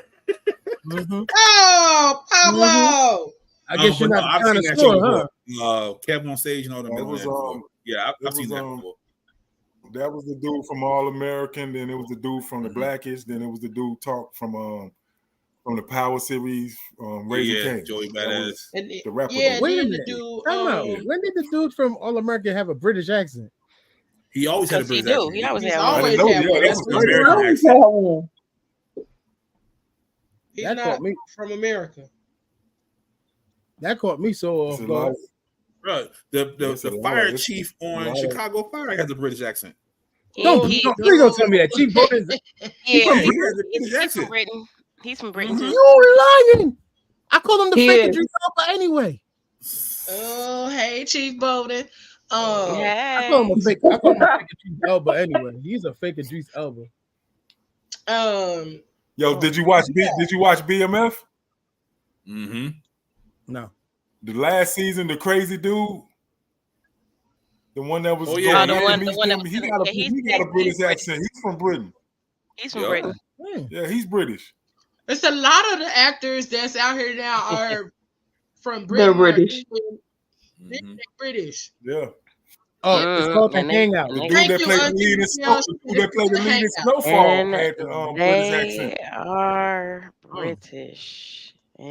She said it's called the Hangout. That's the name of the podcast. The Hangout. Lamar, yeah. The Hangout.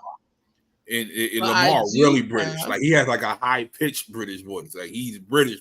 I just don't understand how they could flip it on. Yo, let me tell you, that's some talent.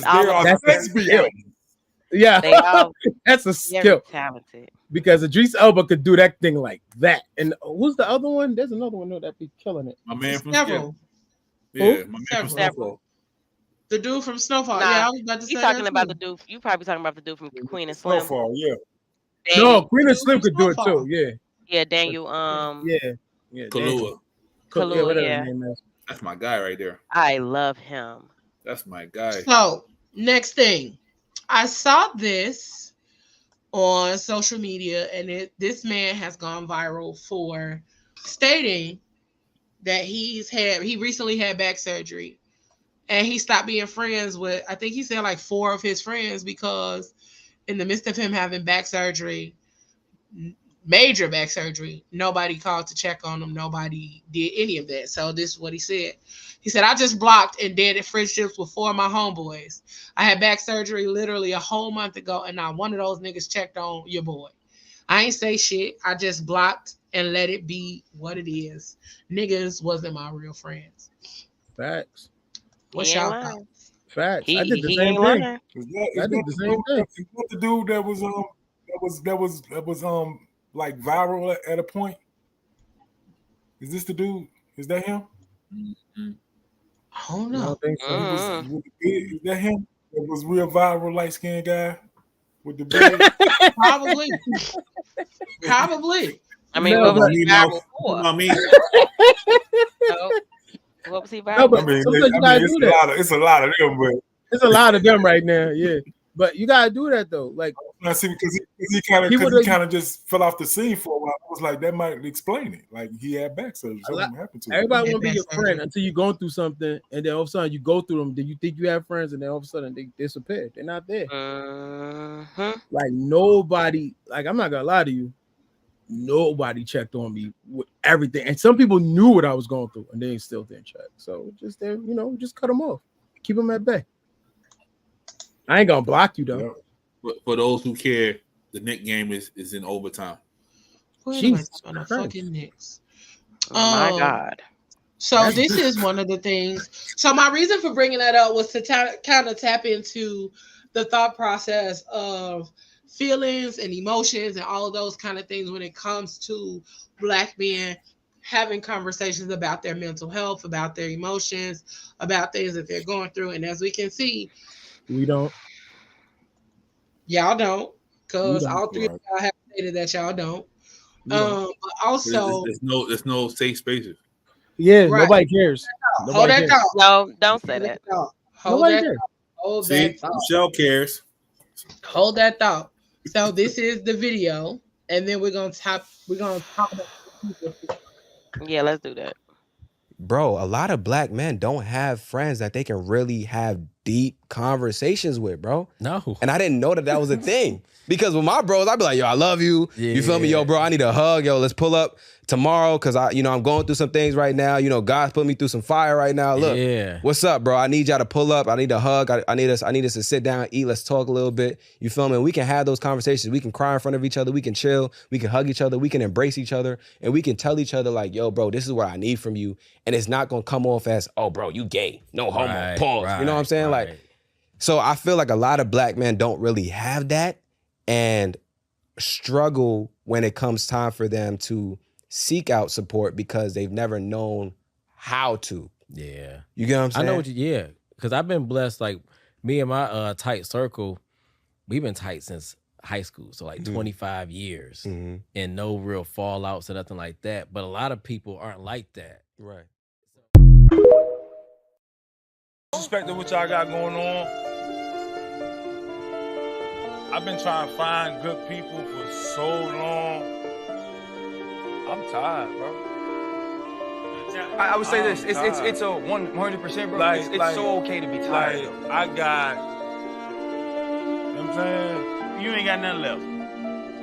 You ain't got nothing left to give. I'll tell you this, bro. I'll be it. Like, whatever you need, dog. Like, you just want to talk.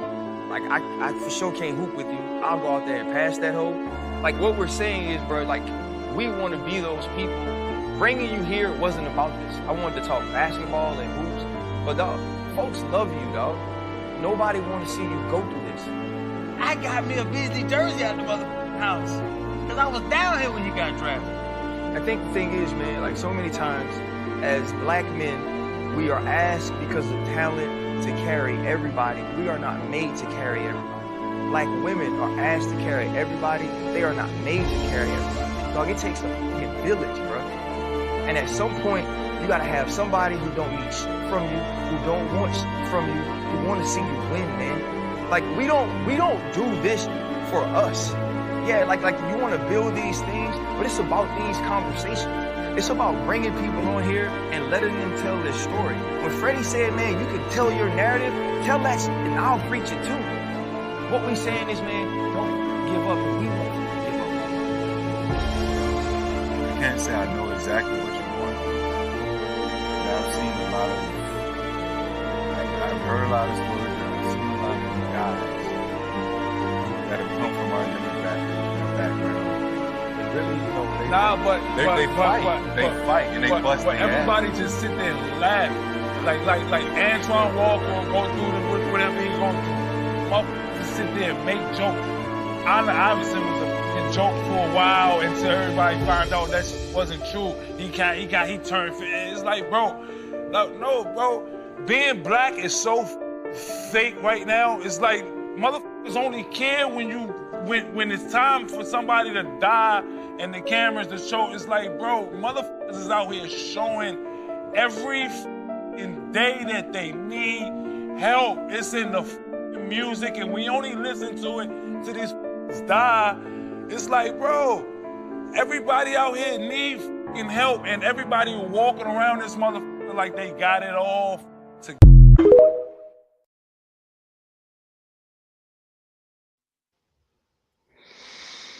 That episode gets me every time. Every time that episode. I agree with that. Right. If y'all have not seen that entire interview, watch it.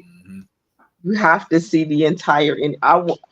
Just from watching a portion of that clip when they told him that they would be there for him, it made me go watch the entire interview. Dude was hurting because so many people had used him, including his mother. The very person that was supposed to love him and protect him had used him and stolen from him. He didn't trust anybody. He didn't trust anybody. He didn't know where to go because everybody that he had put around him that he trusted, when I tell you I cried from beginning to end because I felt so, at that point, I just wanted to tell him, like, I got you.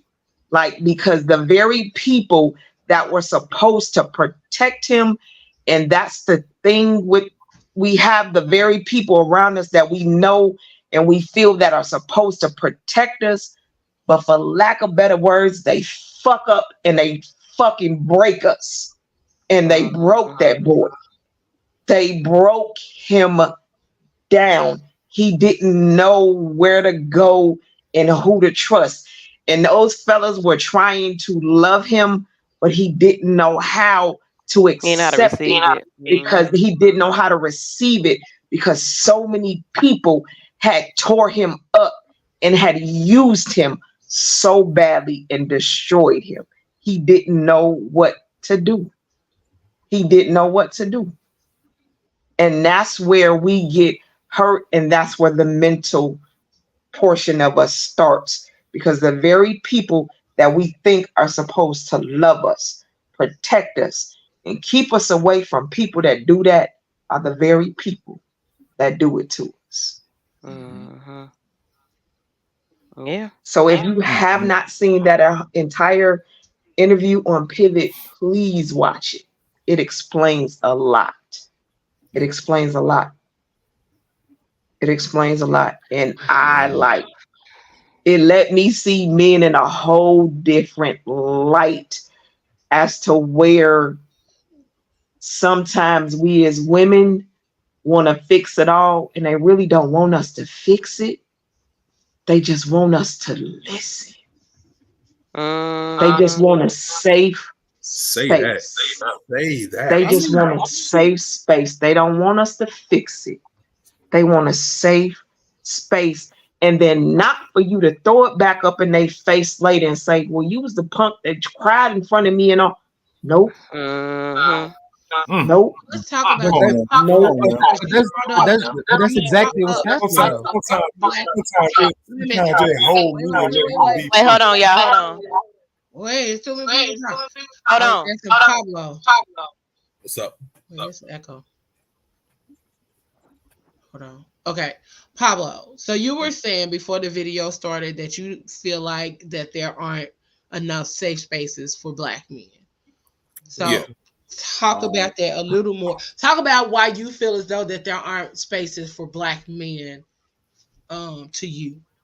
So for me, and this is only for me, I grew up in that pocket of the crack era, then the heroin era, and a lot of it was survival at all times. It was never we come together, we click, you know what I mean, we group up. I can probably count 2 fingers of the male friends that I can literally just go to and have that type of conversation with. And then one of them is kind of shaky. So it's really just one person. You know what I'm saying? they know who they are. Some days they good, some days they not. Okay. But you know what I'm saying? Like, but the generation behind me, you know, they have 3-4 friends. You see what I'm saying? Like, and then the generation now, like my son has 7 friends that he can go to. I ain't never heard no shit like that before in my life. He's like, yo, I'm gonna go to my man's house. And I always say, why you keep going to your man's house? In my head, I'm like, yo, you keep going to what's really going on? Right? But that's his safe space. He can go there because the fellas are there. They can have conversations about the rest of the world that's fucking with him. Me, I never had that. You know what I'm saying? I had cousins, but you know, cousins is cousins. We grow up and it's just life like that. But I never felt like I had a safe space where I can like, hey, this is what's going on. Hey, she broke my heart. You know what I'm saying? Because I had a mom, military, tough. I'm like, yo, mom, she cheated on me. What you thought she was going to do? That's her exact answer to me. At 19, she's like, what you thought she was going to do? You went away to college. She's supposed to sit here and wait for you. Well, there's that. You know what I'm saying? Like, so yeah, I never had a safe space until honestly Instagram, which is the wild part. Like the early days of Instagram, that's when I started expressing myself and telling people what I was going through. And it was like, I didn't know other people were going through the same thing. So I built the community around mental health because I didn't have no other outlets to talk to. Like even my best friend, he told me several times that he just now realizing that depression is a real thing. I've been friends with that man for 29 years and he know what I've been through. But he thought I was just going through a bad day. Because some days I'll be down, some days I'll be up, and he didn't know. He just thought, oh, it's a bad day. He's good now. He didn't know about the depression, about me trying to take myself out, none of that stuff. So that section, 1980 up to probably about like 99-ish, no safe spaces for us. So my question is, and don't think I'm trying to be an asshole because I'm not. No, I know. So why is it that y'all don't build the safe spaces within each other? I know partly why. Like I know partly why is that because you know Black men are told not to, you know, tap into their emotions, express feelings, and all that other kind of stuff. But if those are the spaces that y'all need, at some point somebody is going to have to take the baton and say, you know what, I'm going to create that safe space, and then make sure that that safe space is open to other Black men who need it, or other Black men who might not know that they need it, but when it is available or when they do come across the time that they need it, that it's there for them. They know it's there. Yeah, because one of the things that a lot of that I've seen on social media is that nobody cares. Don't nobody care about a Black man's feelings unless you providing this and providing money, and then they still don't care then. They don't. I get pissed off. I get pissed off every fucking time that I see that narrative. One, and I'm not trying to be an asshole, but it's the truth. One, because a lot of y'all ain't really providing. That's the truth. Like that's the truth for the matter. Like a lot of y'all not really providing, not being a dick, not being an asshole. But if we look at how people make money and things like that, a lot of and I say providing in the space of money because that's usually what they talking about. They not talking about emotional support. They not talking about nothing else. It's usually simply only about financial. So, but also like the women that are in your life that do create the safe spaces, that do give you the room to tap into your emotions and your feelings and all that kind of stuff. Y'all don't even take advantage of those spaces either, because you're fearful that it'll happen in the same way that it has happened in relationships or other things like that. So at what point does it become the onus of y'all to create those safe spaces? But you kind of answering all the questions that you're asking, because at the end of the day, we still have a fear. We have a fear. Like, for this is just hypothetical. Pablo and Ella are together. Just a hypothetical. Hypothetical. Back this relationship on earth right now. They're together. I'm just listening. Yeah, they're together. So, like I said, Ella's a good woman, but Pablo's still trying to heal from his past. And within that, he's still trying to see, can he trust Ella to be the safe space? That's a battle within itself. Mm-hmm. And that's a mind fuck. Like you're constantly trying to battle. Is she the one I could trust? That's what you're going back for. Is she gonna throw it back in my face? Even the test questions, you'd be like, all right, let me give her a test. Let me give her a test. You're even scared to do that because you know why? One, because a side of you already kind of digs Ella. You feel that she could be the one, whatever, but you also don't want to ruin it either. So it becomes ruin it in what way? Ruin it in what way though? What if she's the one? One, you're already digging her. You feel that she can be a safe space, but now, like I said, you're always in you know how they say forgive, don't forget. That forget plays a demon in your head consistently. So now you gotta be like, all right, hold on. Can I test her? Can I what if she is the person that you think she is, or you didn't want her to be? Exactly. So we rather you don't want to be disappointed. Yeah, we rather the fantasy. Yeah, so it's like, yo, you're fighting yourself consistently. It's a consistent fight. So it's not like you saying, why don't we build it within ourselves? Do you know there's some men out there actually building safe spaces just to ruin people at the same time? Then that's not a safe space. The fuck? But you don't know that. But you don't know that at that time. You don't know that. But I'm saying, right? That's what I'm saying. You might think it is, but I'm saying if you going into these so-called safe spaces thinking it's a safe space, but then you go in there and then you just ask why is nobody picking the baton? The thing is, if somebody does pick the baton, it's regardless of anything, we're constantly fighting within our head, and we're constantly fighting against somebody else. It's always a battle. Question: is this an actual fight? And then let me say this as well. Go ahead. I was going to answer your question from the male perspective of men and men.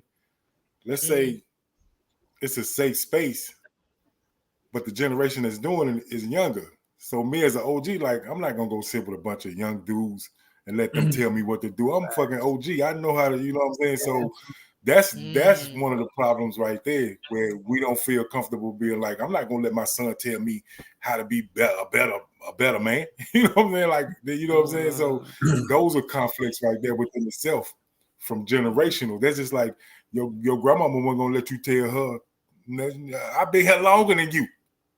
You know, so it's that type of situation with that. So it's a lot of conflicts that you have to battle within yourself. Yeah. It's a lot.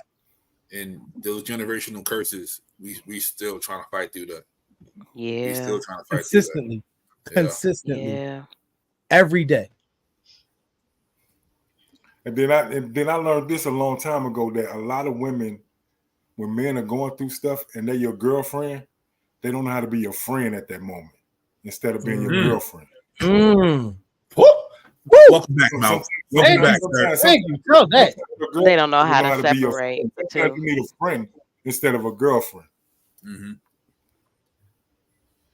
I think in that space, a lot of times women don't necessarily know how to just be in the space. Like, you know what I'm saying? Like you said, we don't know how to just be the friend. We don't know how to separate. Oh, this my man. I gotta take care of him. I gotta nurture him because he going through all of He going this. through something. Like, we don't know how to do the separation and be like, okay, do you need me to be your girlfriend or you need me to be the homie? And they feel like if they turn into the homie, they lose that girlfriend part of them. Mm-hmm. Yeah. Because I told the girl, like, you're my best friend. She like, no, I'm not. I'm like, how you telling me who my best friend is? That you're my best friend. Because to her it feels like she's been demoted. Right. Yep. In all reality, you just got a promotion. Exactly. My mama. In all reality, you just got a promotion. My mama and my daddy with a raise for 30 years. The day my daddy died, my mama looked at me like, my best friend just died. That's just how she carried it with him. Like, she loved him, and that was her best friend. Yeah. I think I used to have the conversation and battle having that conversation with this person for a long time, because my biggest thing, like when I first started podcasting, was like, outside of making it a safe space for everybody, but I definitely wanted it to be a safe space for Black men, because, you know, a lot of the Black men in my life at that time kept dealing with like some funky, fucked up shit. And they didn't have nobody to talk to. But a lot of them would come and talk to me, and I'd be like, oh, okay, cool, we can talk, you know. But one of the things that I noticed is that they would always say they didn't have safe spaces. Like, they would go to the barbershop or whatever, they'll chop it up. But even at the barbershop, it's like you talk about it, but you can't really express your feelings. You only could can't really express your feelings. Yeah, it's limited. Yeah, because they're gonna judge you there too. Yeah, and then even with me, a lot of guys would limit how much they would tell me, but then I'd be like, nah, you know, go off, you know, do whatever you like, you feel is right. And sometimes the conversation would get so deep and they would cry, they would let go, but then they would feel so uncomfortable after the fact. Like, I don't even believe I just fucking cried. That's a level of Yeah, intimacy and that it we just not be used like, yeah, but I ain't judging you though. Like, I'm glad that's you one figured it thing. out. Yeah, like, nigga, because I don't want you up here. That's just like women not farting around men. Like, bruh, fart. Like, You got to get it up out of there. fart, get it up out of here. Because I don't want you throwing up when all you really needed to do was fart. Like, bruh, no. I don't want you blowing up and being angry when all you needed was somebody to listen to you. Nigga, let that shit off. There is nothing that's more hurtful and more angry than when you find out your safe space has turned on you. This is for everybody. I'm gonna say this about me, okay?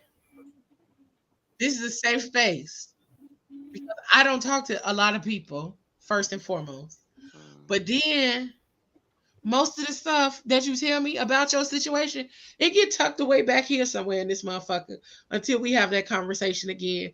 Cause I don't remember shit until we have a triggering conversation where it'd be like, oh yeah, you did tell me that. So you don't never have to worry about your motherfucking secret slipping out of my goddamn mouth. Cause that shit gets stored in a little box with a little lock on it, and then it'd be back here some goddamn where. But I think it's also the concern. My bad.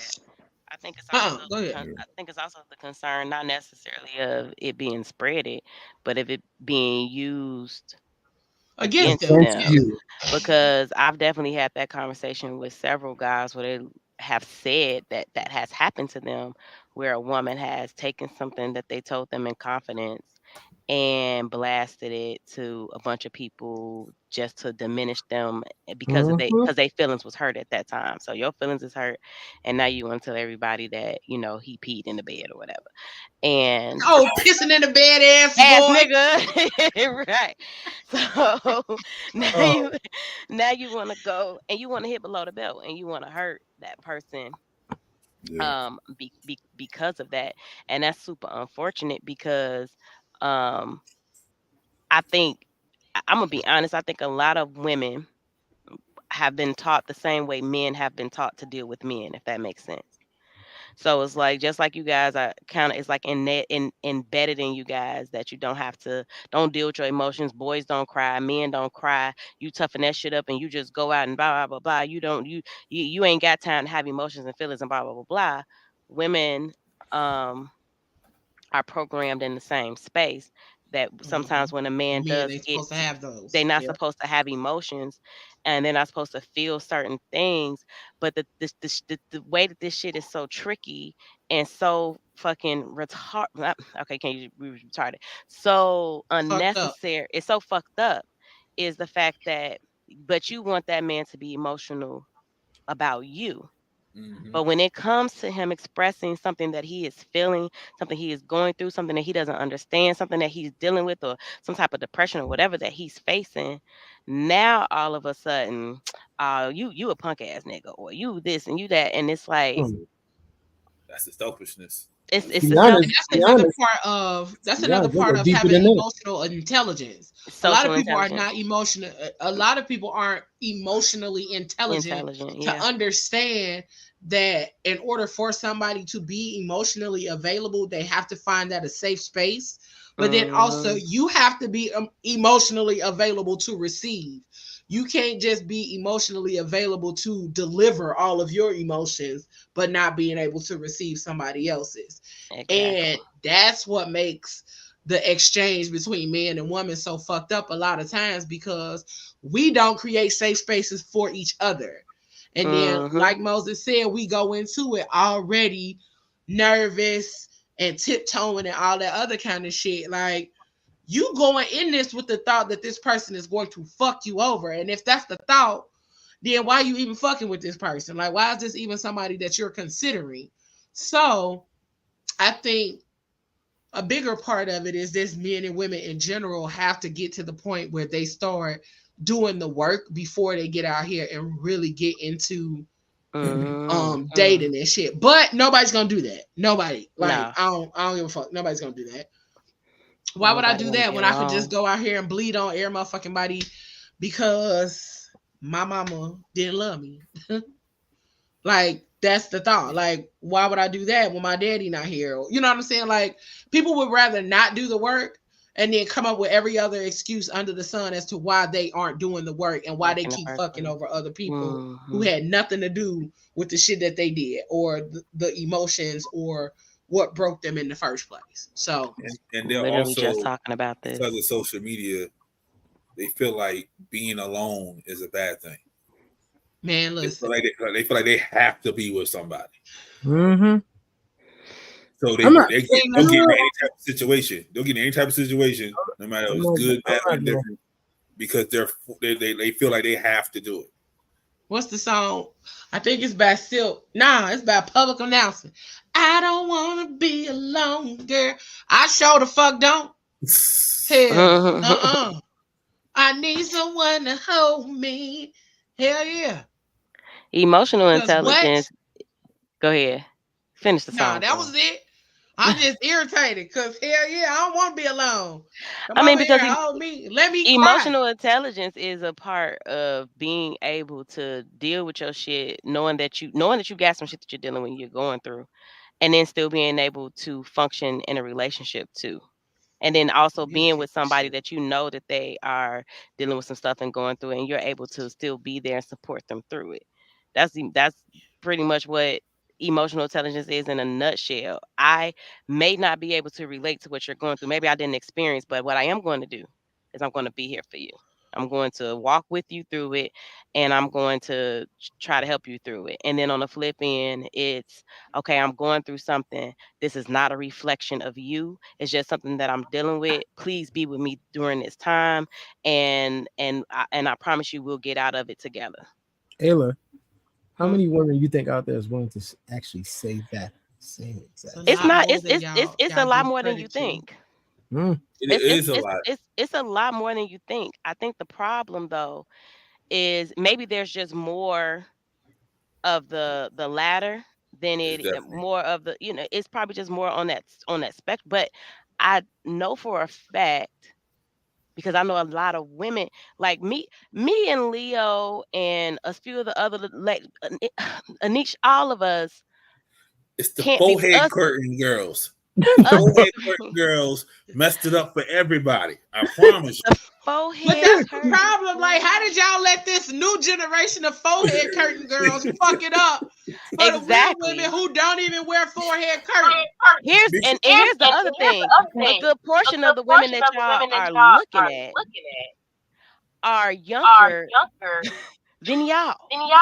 That's not And true. these No. no. That's true. Because a lot of people my age looking at Chloe Bailey like bro.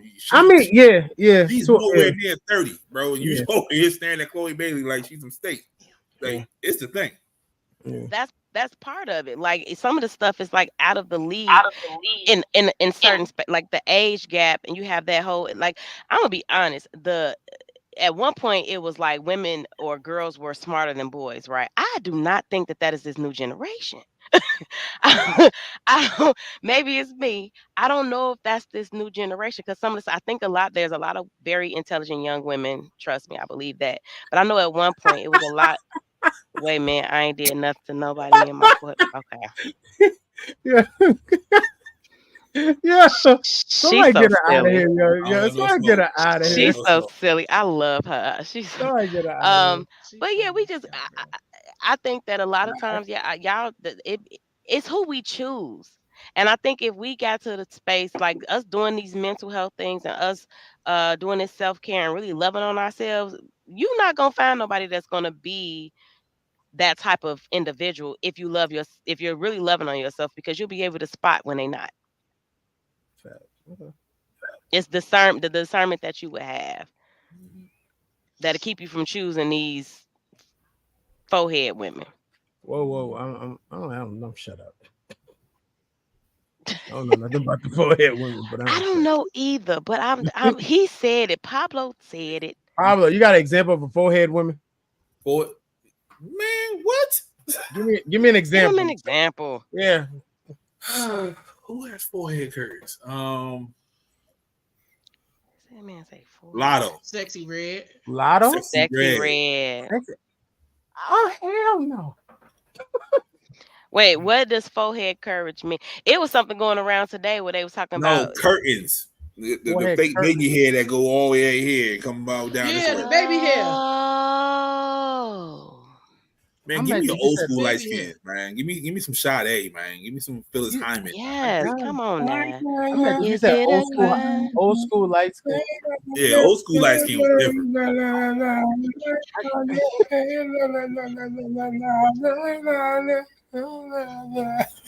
Is that? Oh my, who doing that?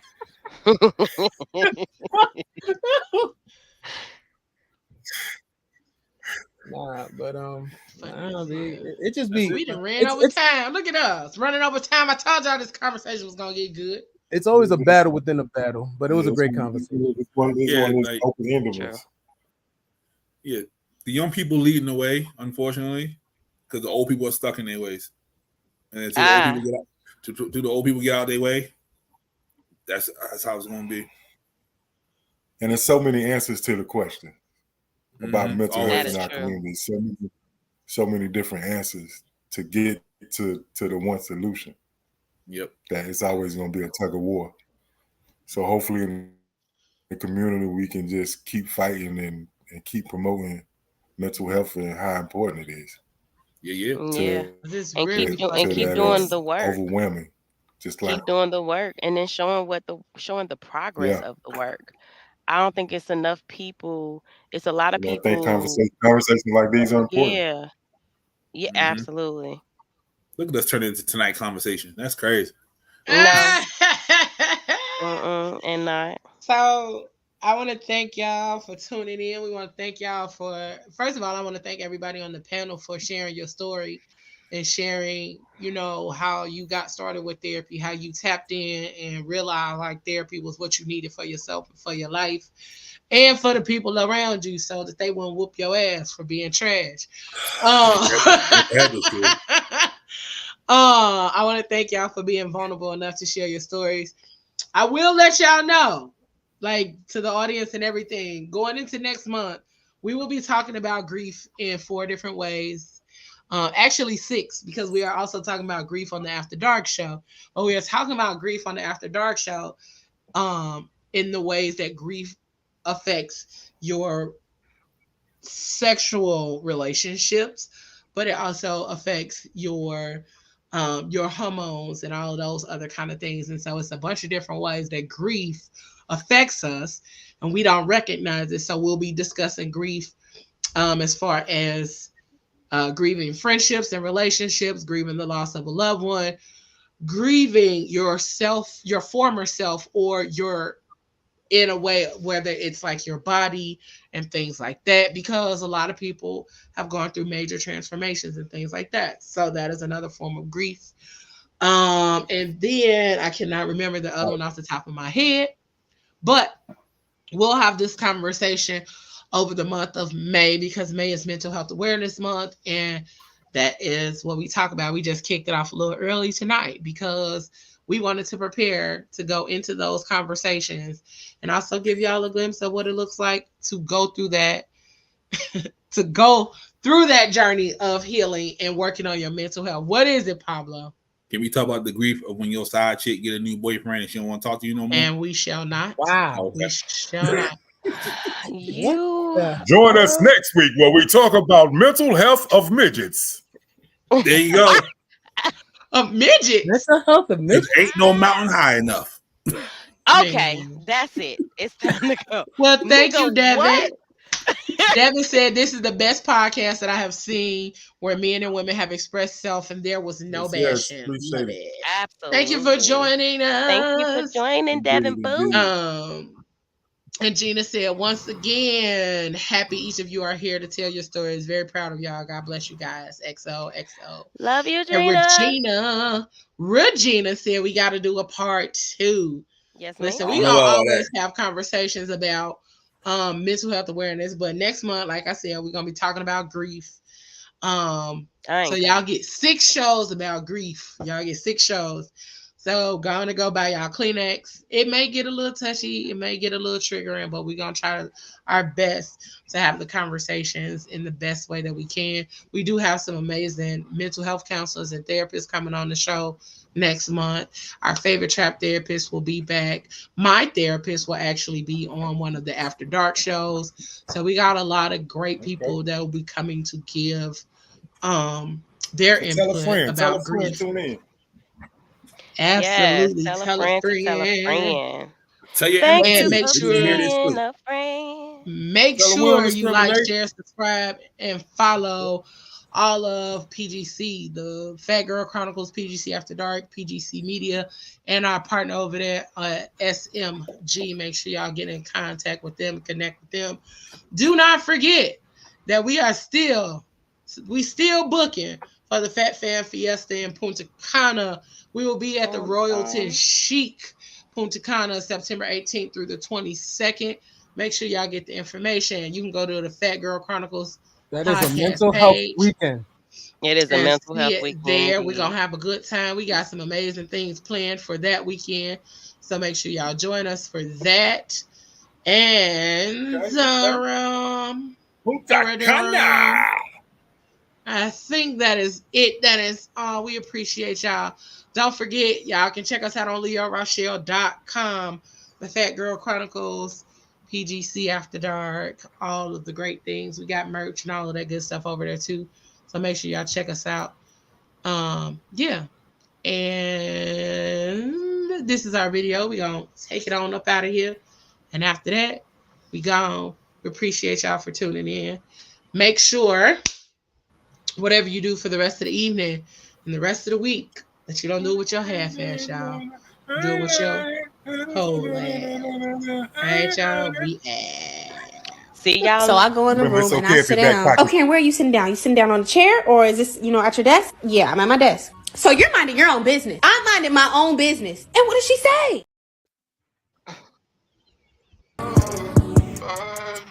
You gotta do it with your whole ass.